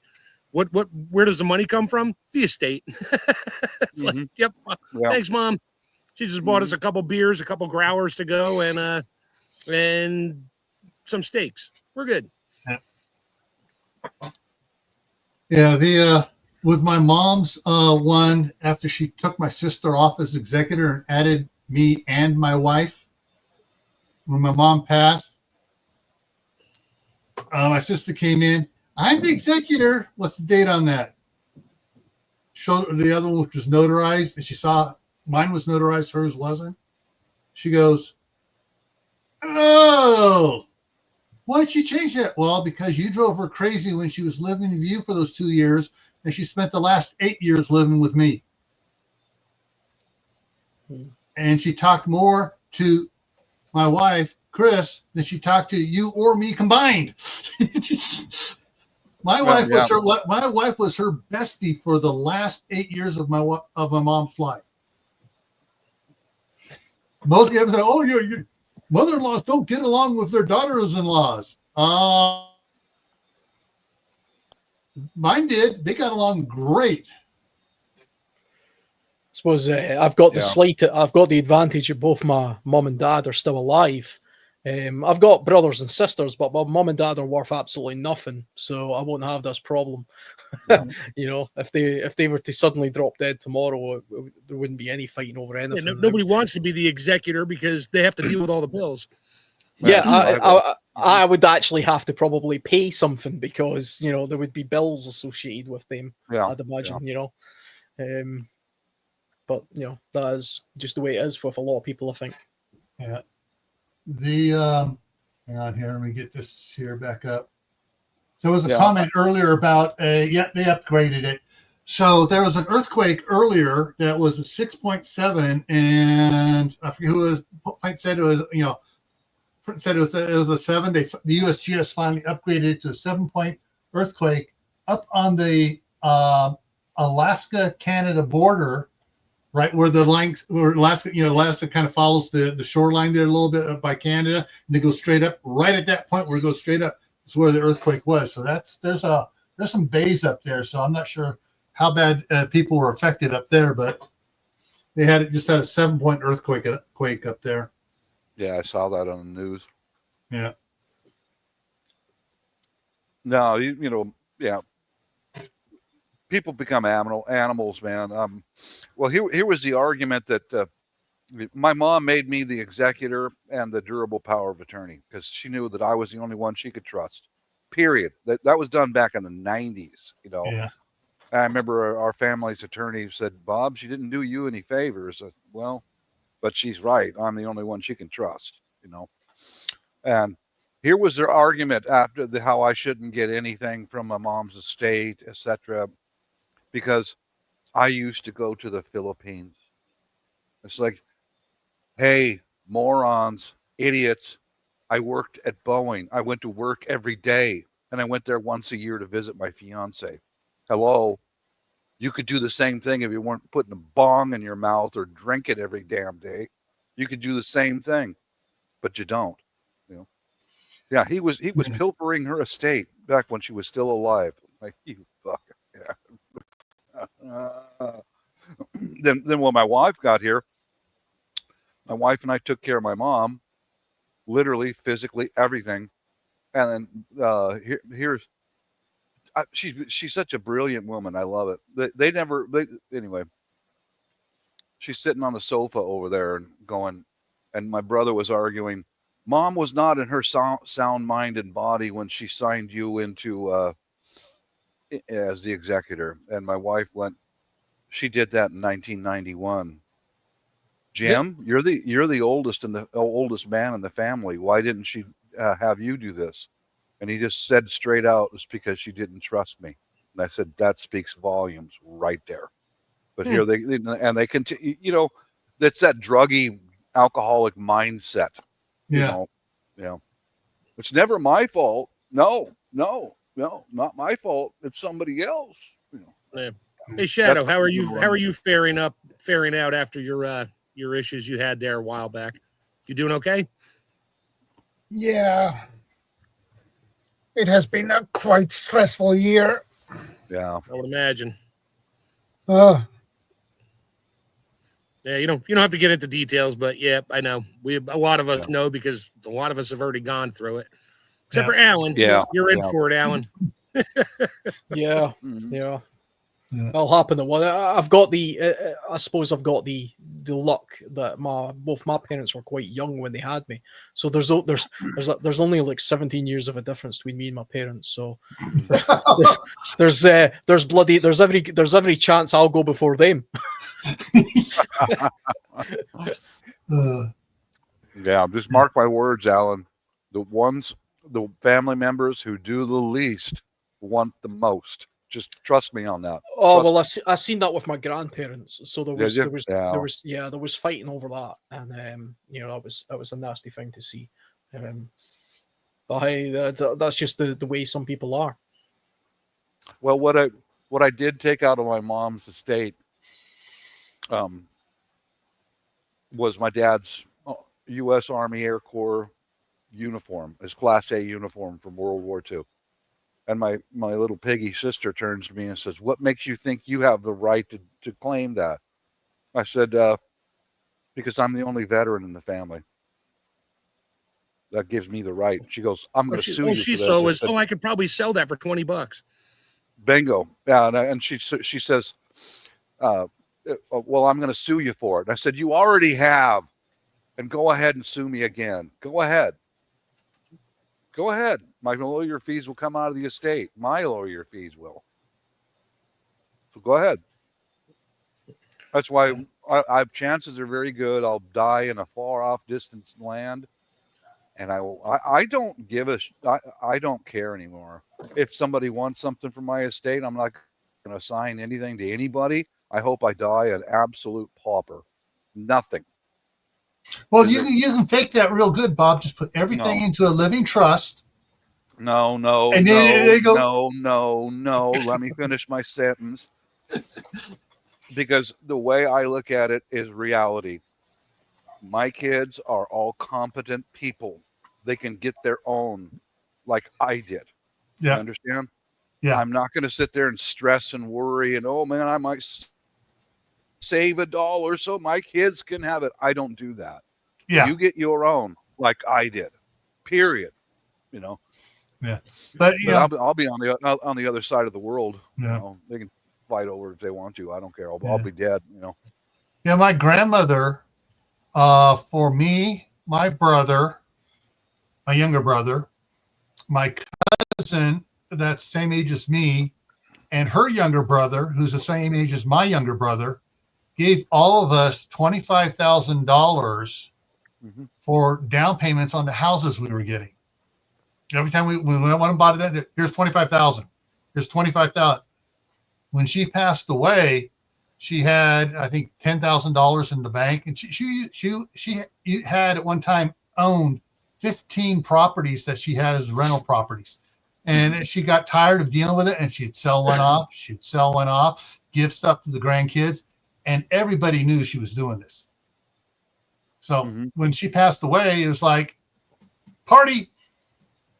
No, and what she had left over, all the grandkids and everybody else said, all right, her two daughters, my mom, my aunt, you guys divided up, and they started dividing up amongst their kids. I mean, it was like, you take some, you take some, you take some, you do something good with it. And that was one of the things. Do you do something good with it? And so, I mean, she died 6 months after I bought my house. And so the next month, the $5,000 my mom gave me was okay, and it paid down my mortgage a little bit more.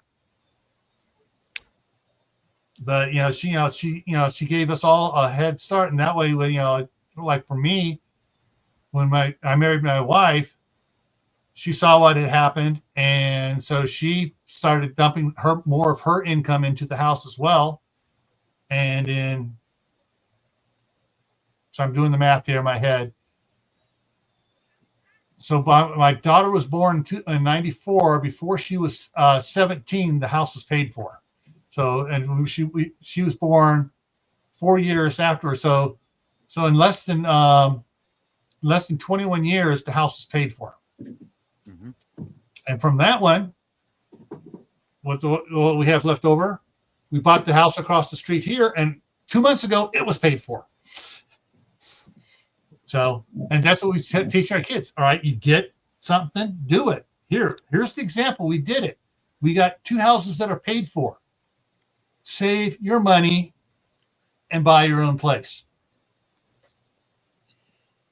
So I got two sons living at home, still paying $700 a month rent, and the rest of it goes in the bank account. So that works. Yeah. So I'm not kicking them out because they're saving money, and they're getting ready to buy their own place. Just not in California. No, yeah, my oldest son, my youngest son wants to buy something near Sacramento because his hobby is going up to the Sacramento Railroad Museum every weekend he can, and he volunteers there as either on maintenance or as a dozen on the trains up there. Yeah. Okay, cool. He's given back historically. I mean, to me, I can't argue with that. Nope. Yeah.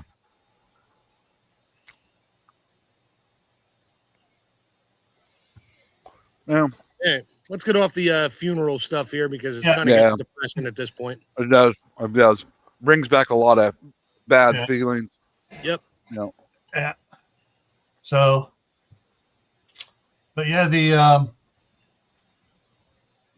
just for those that have been coming in, I've seen a couple more names come in here. Missed the beginning of it. Yeah. Best thing you can do for getting things done, if you want to keep the government out of your business, or make a land. If you own land, get a land trust set up. Move the property into there. Yeah, that's what I got to do with my property. Yeah. Get another trust to cover vehicles and stuff in case you get in an accident and it's your fault by some fluke. They can't go after anything else because the vehicle is the only thing in that, vehicles are in that trust or an LLC C for a for property. Yeah, just talk to a financial advisor, preferably one that's a legal private financial advisor, because that's what they do. They save people money that way, and the more people say they save money that way, the more word of mouth they get, and the more business they get. So they're very interested in saving you money and getting you set up right. So, Chef, you ever get that finish, that shower system finished at your cabin? Well, I got my we played around and tested making a water heater over the fire. That worked well, but the all the copper tubing I got out in the shop right now that I was bending that night. Oh no, it's still in the shop. I'm not going back out to the cabin. It's too freaking cold out there. Yeah, I don't blame I you. go out this for a day because I can throw a bunch of logs in my wood stove, but it'll warm up the air, but the thermal mass in there takes days to warm up. So it takes like 2-3 days before it's comfortable to sleep in. So I'm like, wintertime, no, not happening. I won't even go out there for a night. And I'll go out there for a day and just clean some stuff, move some stuff around. I got a few things I got to put back out there, like pots, pans, and that, and a few things I got to pick up, like my diesel jugs that are empty. They're in the cab, and I got to bring those home. But no, in the springtime, oh yeah, no, we're going to set the pump system back up. I filled up 3 55-gallon drums with water from the stream with a water pump that I have hooked to my generator. It took 17 minutes to fill 3 55-gallon drums, and it was about 15 foot of elevation, about 200 feet distance, and it was 3/4-inch ID hose.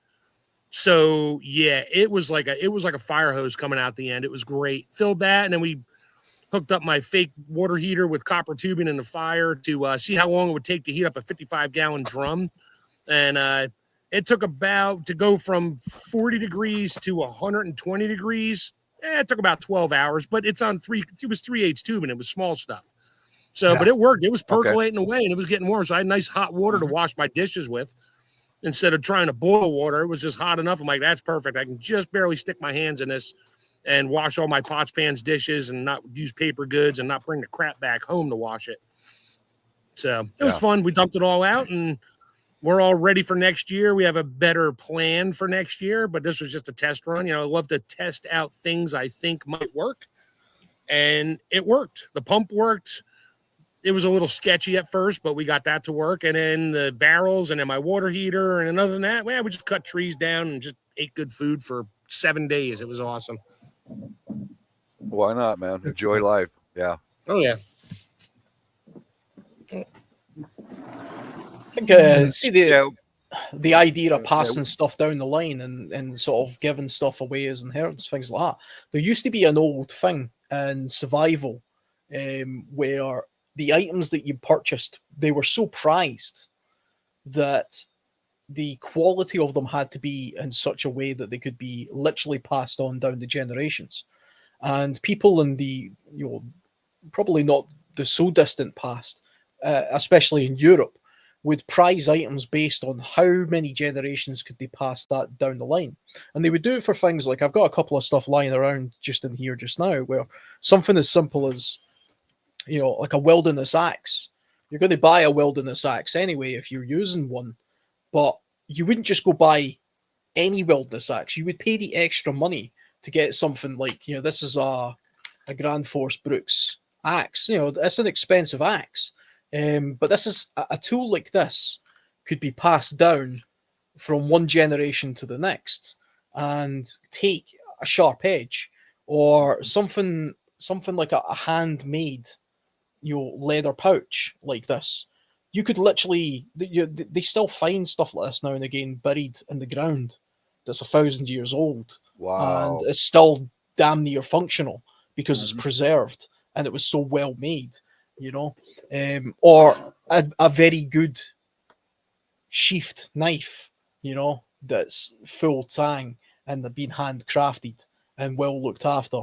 Things like this last generations of time. And you might not. I mean, does my son actually want this stuff? Probably not. But if he did, I could be safe in the knowledge that when I'm 70 years old, in theory, if I look after this stuff, it will be exactly as it is right now, in this kind of condition. And in theory, he could do the same thing and pass it on to his children, And that's just a different way of looking at things. We live in a very disposable world nowadays where people just buy things and then they use it for a period of time and then they replace it because it's got broken or whatever. But there was a time where we did that. We used to buy things with the intention of keeping it so well kept because it was so well made. We paid a little bit extra for it because we knew we were going to be passing it on. And, Dutch ovens is a classic case of this happening as well, where women would pass on their pots and pans to their daughters. And it was like a big deal, this because a good set of Dutch ovens were very expensive and they had to be well maintained and looked after. I mean, Chef Tech will know far more about, this kind of stuff to me, but back in the days where Dutch ovens and cast iron pans and stuff were highly valued, highly prized items, they would pass them on to their daughters and things, and it would go down the generations. And people took care of things a lot more back in those days. I think people probably stopped doing that round about, I don't know, when was the consumer age really took off, like the 50s or something, when plastic and stuff started getting invented, where people started buying crap. But, prior to that, people took a little bit more care about the stuff that they had because they wanted to pass it on to their children. Whenever I buy a new item that's for bushcraft, not just hiking, but the actual crafty side of being out in the wilderness, I always make sure I buy something that I imagine that I want to pass on to like my kids when I'm 70 years old.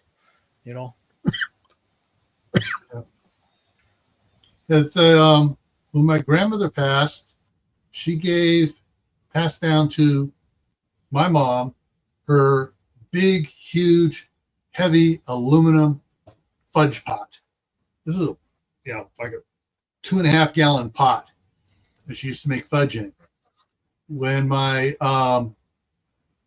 mom was she's getting up in her 80s, she gave that pot to my wife because she was still using her own fudge pot. And she goes, and because my wife was making fudge a lot too, and she goes, when I die, I want you to come down here and get this and take it before anybody knows that I'm gone. So my wife has my grandmother's and my mother's fudge pots. And those are heavy duty, good quality fudge pots. I got all my mother's canning supplies. My sister wanted no part of it. She just wants my canned goods. She's like, hey, bring me pickles, bring me this, bring me that. Okay, give me my jars back because you know who they belong to. She's like, yep, they were moms and grandmas. So, and that's the sound of a pressure canner going right now, jiggling in the background if you're listening. Yeah. Nobody wanted my mom's All-American 23 quart, and so it got left up in the loft of my shop in California. And totally spacing out 5 years later, 6 years later, that it was even up there. My wife was talking about canning, so I went out and bought her the exact same thing, brand new. Then when I found that one, she goes, that's just like what I have down there. Yeah, I guess I'll take this one to Idaho. But yeah.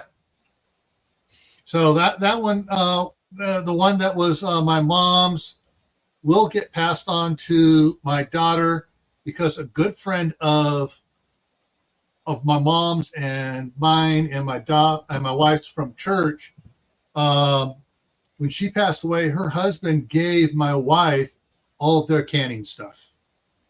So we have 3 of the All-American 23 quart canners. That's good. Yeah. So, the idea of sort of passing stuff down to your children. I mean, at one point it was almost religious the way people used to do it, and in this country, people used to pass down things like their weaponry. Like their sword would go from father to son, and so on, and all this kind of stuff, and some of the clothing that they would have as well. So you would have like thick handmade woolen clothing that would be passed down from one generation to the next, whether it be like in the form of a blanket or some sort of cape or kilt or something like that. You know, it would go down through the generations, and you know, as people had a lot less in those days, things like that were very prized, and if everybody was a little bit more like that, where they passed, they made or purchased things of high quality that had longevity, and then they maintained it and passed it on, you know, the world would be something of a better place, I think, and we wouldn't live in a time where, you know, you would just buy stuff and throw it out after a fairly short period of time. A lot of waste. We live in a very wasteful society, I believe. Yeah, we do. Yeah, it's difficult to get quality of any kind. Like what I'll mention, my recent thing is a tool on Amazon says it's Japanese, a gardening tool. Yeah. And I've got some Japanese gardening tools, and they're beautiful. They're worth keeping. So I ordered it on Amazon, and it came in, and it was made in China. So it was mislabeled, misrepresented. So it's like almost everything you order nowadays, or you buy in a marketplace, almost everything now is made in China. It's not worth keeping, you know. Yeah. You got to take the extra effort, you know. Like if I buy more gardening tools from now on, I'm going to go directly to a Japanese website and order direct, you know. Yeah, I mean, China tapped into the wasteful nature of the West, and so they mass-produced things to, you know, meet the needs. They outcompeted. Yeah, they outcompeted. You know, and we're to blame for that. All they did was take an opportunity. They took advantage of something. They seen a market, and they could undercut it because they didn't pay the kind of salaries that would be expected in our countries. And so they basically made crap and sold us crap because we would buy it. And, you know, I don't blame them for doing that. But we should get back to realizing, well, do we really want to keep going with this? Or do we want to get back to having craftsmen and buying things of, you know, a quality nature? Yeah, it'll cost a hell of a lot more. If you buy something that's made in America, it's going to cost 5 times the price that it'll cost you to buy in China. That's the same in the UK, you know? And as long as you're buying something for an actual practical use that you're going to use, and you intend on sort of maybe even passing it on, then you don't mind paying for something a little bit more valuable, because you're going to have it forever anyway. I mean, this little pouch here that I was talking about earlier on, this, you know, that's a handcrafted leather pouch of very high quality leather, and, you know, brass buckles and stuff like that. That cost me a bloody fortune. Far more than what it would if I was to buy a Chinese version on Amazon. The difference is, I'm never going to buy this again. I've bought it once. That's it. You know, I bought it, I'll use it, and then I'll pass it on to somebody who might want it one day or not. But if I bought the Chinese version, you know, it'll last 3 or 4 years, and then it'll look like garbage, and I'll have to go and buy another one. That's the long-term goal with the tariffs, increasing the tariffs. To get manufacturing, even if it's a foreign company, get it built here. Like, because recently, for example, a large old steel mill that's still somewhat in operation somewhere in Pennsylvania, the Japanese bought it, and they're renovating the whole place. Well, you know how smart they are about manufacturing. They make the best stuff possible, and they're setting it up to where steel is going to be made right here in the U.S., not brought in from China, you know, just garbage. This was passed down to me from my dad, and it was passed down to him from his uncle. His uncle and aunt were in China when Japan invaded China and were taken as civilian prisoners. And when the camp was liberated, he chased the commandant into the woods and came back with the commandant's sword. And so that has become a family heirloom. And so I already know right now who's going to go to from me, unless one of my boys decided to get married and have kids. But it's going to go to my grandson Danny, when he turns 18. That was very nice of that Commandant just to give up that sword like that. Yeah, the only problem is there's this little itty bitty nick in the blade Yeah. where it hit bone.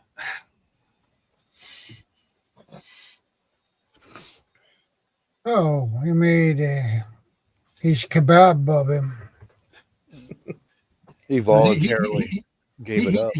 He gave him a free ticket to see the afterlife. Yeah.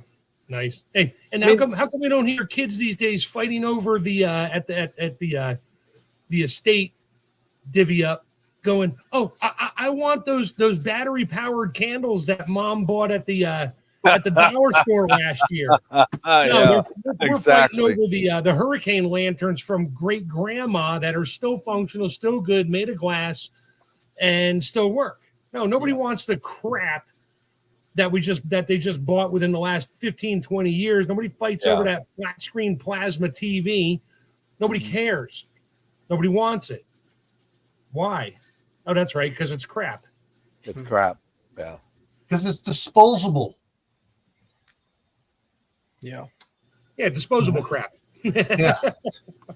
No, do you think, Bob? Do you think the tariff idea will work? Do you think? I mean, It already is. It already is working with especially the Japanese and the Koreans. How they're having auto assembly plants here in the United States, and now the Japanese recently bought a steel mill in Pennsylvania. It already is working. It is. Right. I can see. That employs, I can see some places where it wouldn't work. You know, I mean, the world, the beauty of having sort of like a free market, a sort of worldwide thing, is some places are just better at others that producing certain things. You know, if you have everything entirely in house in one country, I mean, you're not necessarily getting the best item done. You know, you might have an all-American made car, but you know, European cars or Japanese cars might just be better. You know, that might just be the hard fact, and so you're missing out on getting the best possible product, you know, in exchange for having something that's just as expensive but of less quality. You know, it's the same in the UK as well. I mean, we could have certain things just made here and not buy them from the US or Japan or somewhere like that, but it would be of less quality because technologically it's not as good. I mean, and the Chinese, we like to rip on the Chinese a little bit, but the Chinese also have fantastic innovations in certain technologies, particularly around things like electric vehicles or drones. The Chinese drone market, for example, is the most advanced market on Earth. You know, the civilian side of it, anyway. Yeah. You know, DJI drones, for example, the Chinese company, they are the best drones in the world, bar none. Nothing comes close to it. Now, in America, you guys are about to ban the sale of DJI drones, partly for national security reasons, because those drones are probably hooked up to, you know, some Chinese spies network somewhere or whatever. But in reality, it's probably just to try and encourage the American drone market to try and catch up and sell drones, you know, to drone citizens. But my feeling is that all you're going to end up having is a substandard drone, you know, because don't look down on American manufacturing. We build very high quality items. We really do. Yeah, that's true. But I mean, that's not to say other countries don't as well. And you know, it might be the case that just other countries just do some things better. You know, all of my knives, for example, I buy all my knives from Sweden. Now, there's some very good knife makers in Britain, you know, in Scotland and the UK, and there's some great knife makers in the US and places like that. But I tend to find that Swedish-made knives are just the best, you know, purely from a construction point of view and longevity point of view. I might be slightly biased and just I have that mindset, so I kind of go with that notion now. But if suddenly there was a tariff on Swedish knives in the UK where I couldn't buy a Swedish knife anymore and I was forced to buy a British knife, I would have a good knife, but it wouldn't be as good. Yeah. Well, the way it works is like the Swedish company like Volvo, they moved to Korea to manufacture heavy equipment. Yeah. They're made by the Koreans, but the company is owned by the Swedes. Yeah, I mean, it's different if that happens. Yeah, You and know, that's this knife was made in an axe. I mean, that axe I was showing earlier, that's a Swedish-made knife axe, and it actually has the initials of the man who made it by hand. And you can look him up on their website and see a photograph of him and his bio, and tells you everything about him. You know, that's how detailed you know they are with the craftsmanship to those products. Yeah, you know, I could buy an axe on Amazon that's made in China that looks exactly the same, made of the same metal and has the same wooden handle, but I don't think it will have been made with the same standards and the same quality and the same craftsmanship as you know the person who made it. Like these bypass shears. Yeah, it's an American owned company, and these are made in Mexico, and they still have to pass American made quality control. You know, if countries like China, if I buy these made in China, they pass Chinese quality control, and it's not nearly as good. Yeah, it's not as good. Yeah, and if the tariffs continue, I'm hoping that that company will move manufacturing back here to the States. You know? Yeah, that's the long-term goal of the tariff. Yeah. However, there are certain things that were never made here in the United States. This quality-wise, what comes to mind is, and I'm saving up money so I can pay for it without the wife using it on me once I get it here, is a set of knives that are made by a Japanese knife smith. And when you order the knives from him, it takes 30 to 40 days for him to make the knives. It's all by hand. That's craftsmanship that is centuries old. Yeah.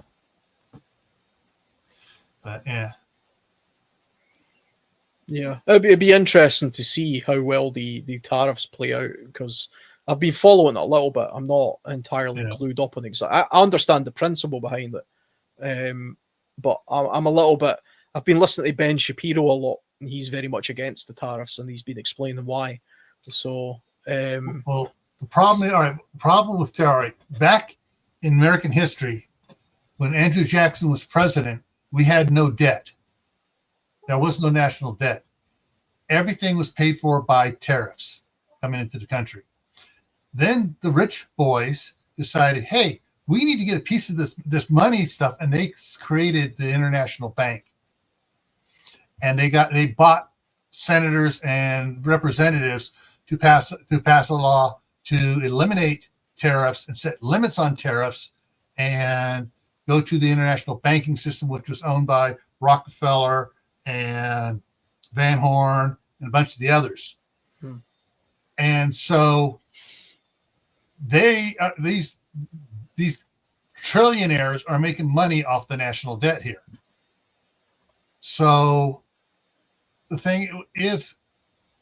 one thing that Trump needs to do, and he can't do it, is to eliminate or to override that law or get it removed that limits the amount of tariffs and eliminates the national bank, the international bank, and stuff, and eliminate the Fed.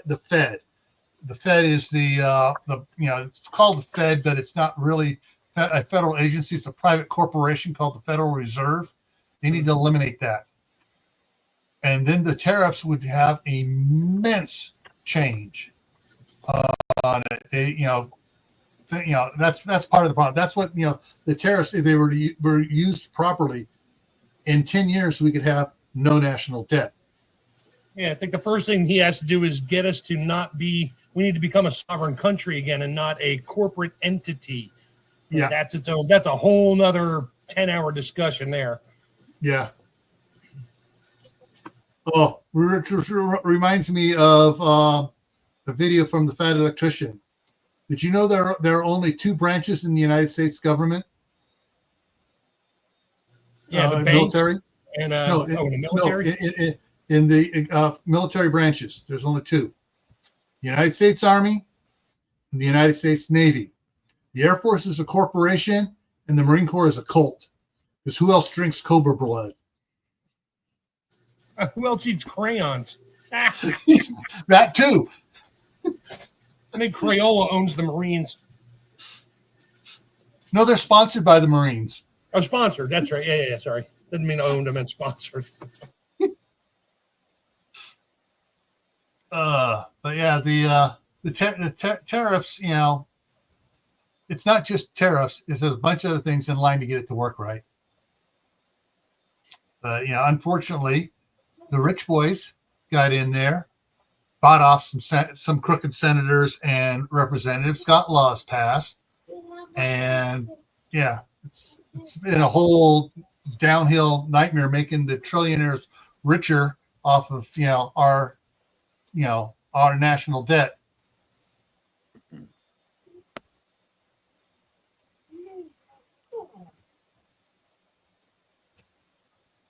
Cool.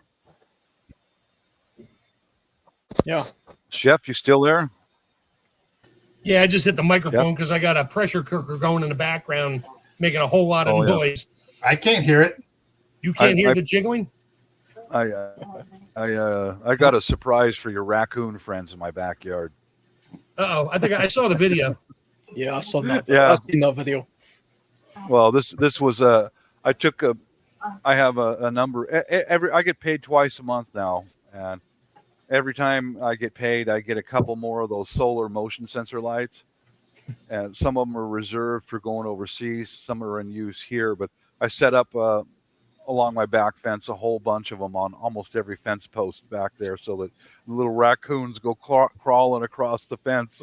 I hope I'm there when they crawl across the fence, when they walk along and lights, And I thought the extra money every month was going into the A10 Warthog fund to freaking put a bomb on me. Yeah. How about a cruise missile, man? No, but I hope I'm a fly on the wall when they crawl across the top of the fence. I either they're going to take off running and go to the next light and think, I hope I'm a fly on the wall. I hope I can see those little guys. I think they're just cute. I think they're cute as hell, but I think it'll be funny to see. Yeah. Well, there was a reel on Facebook. So, someone had set out their Halloween candy out there with a animatronic motion sensor thing. Oh boy. Yeah, and a couple raccoons were crawling up there, and they went up and they touched it, and all of a sudden the skeleton starts going, and the witch starts cackling. The one did a backflip off the porch. The other one jumped back, hit the post, came back forward, jumped up, and attacked the witch. That was me. That was you. Scared me, but I made a mistake. So. You got to be careful. You may scare them so bad they don't do the flight; they do the fight response on your little lights out there, Bob. Yeah, we'll see. We'll see what they do. I'm hoping they're going to start stealing your lights here shortly. Yeah, probably will. My wife told me a funny story. She was coming home from work and it was dark, and there was three of them. Two of them crossed in front of her car in the road, and so she slowed down and stopped and let them go. And the third one got in the headlights and realized, oh, that's people. And he looked at the headlights and he comes over to the side of the car like, hi, do you have any food?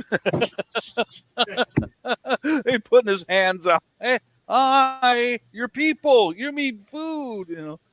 And she said, oh God. She was telling him, don't come into the car, for crying out loud. Get out of here. He just stood there with his hands out. Hey, you got anything to pass to me?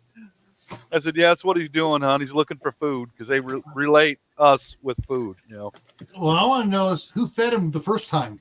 It's hard to say. This was a different group in the same small town, but they were a different group farther over that way. But yeah.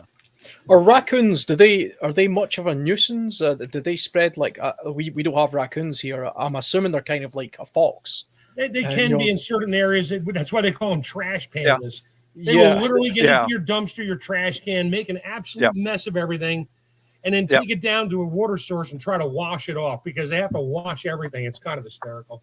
Right. Yeah, that's why they come into my backyard, because I've got rain buckets, 5-gallon buckets full of rainwater and that's why they come into my backyard. I was watching them the other day as they dip something in the 5-gallon bucket and they put it in the grass and roll it around and like that's why you guys keep coming back, you know.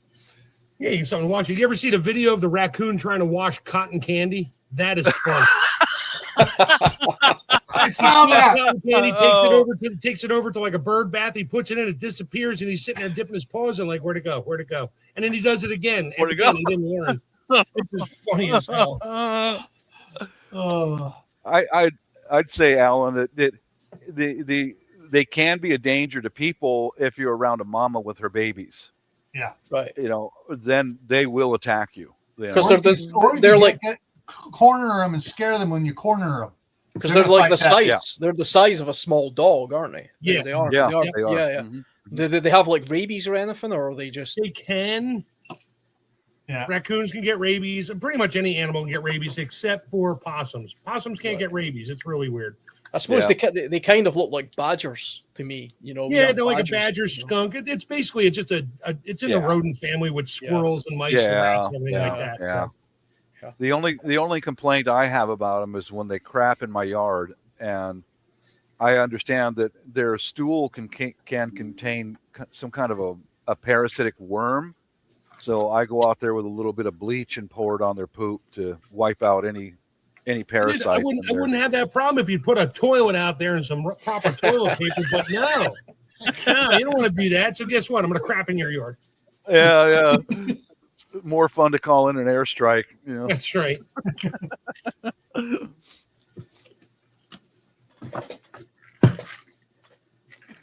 No, they are a danger to like your house dogs and stuff like that, house pets. Because I've seen a few videos where a dog will go out in the backyard after them, and they will turn around and attack your dog.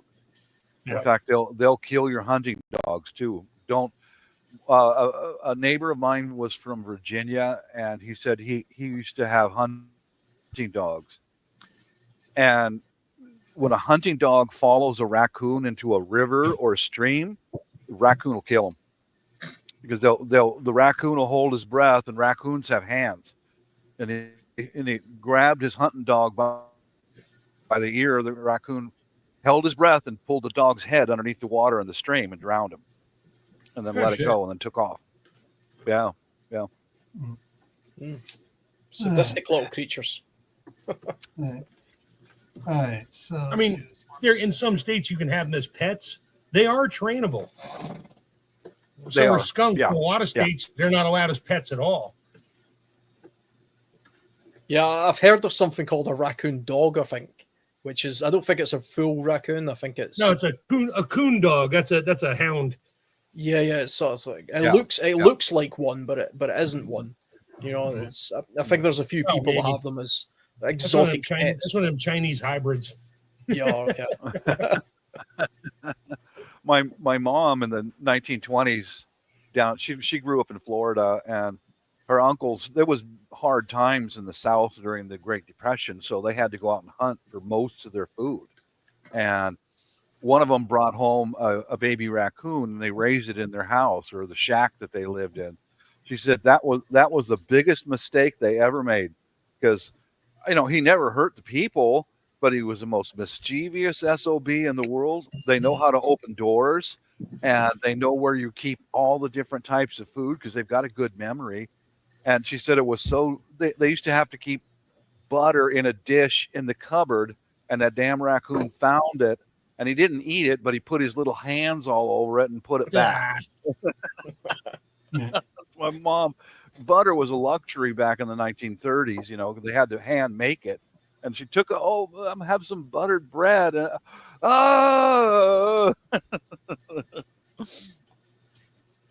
Damn raccoon put his paws all over it, so she had to throw it out.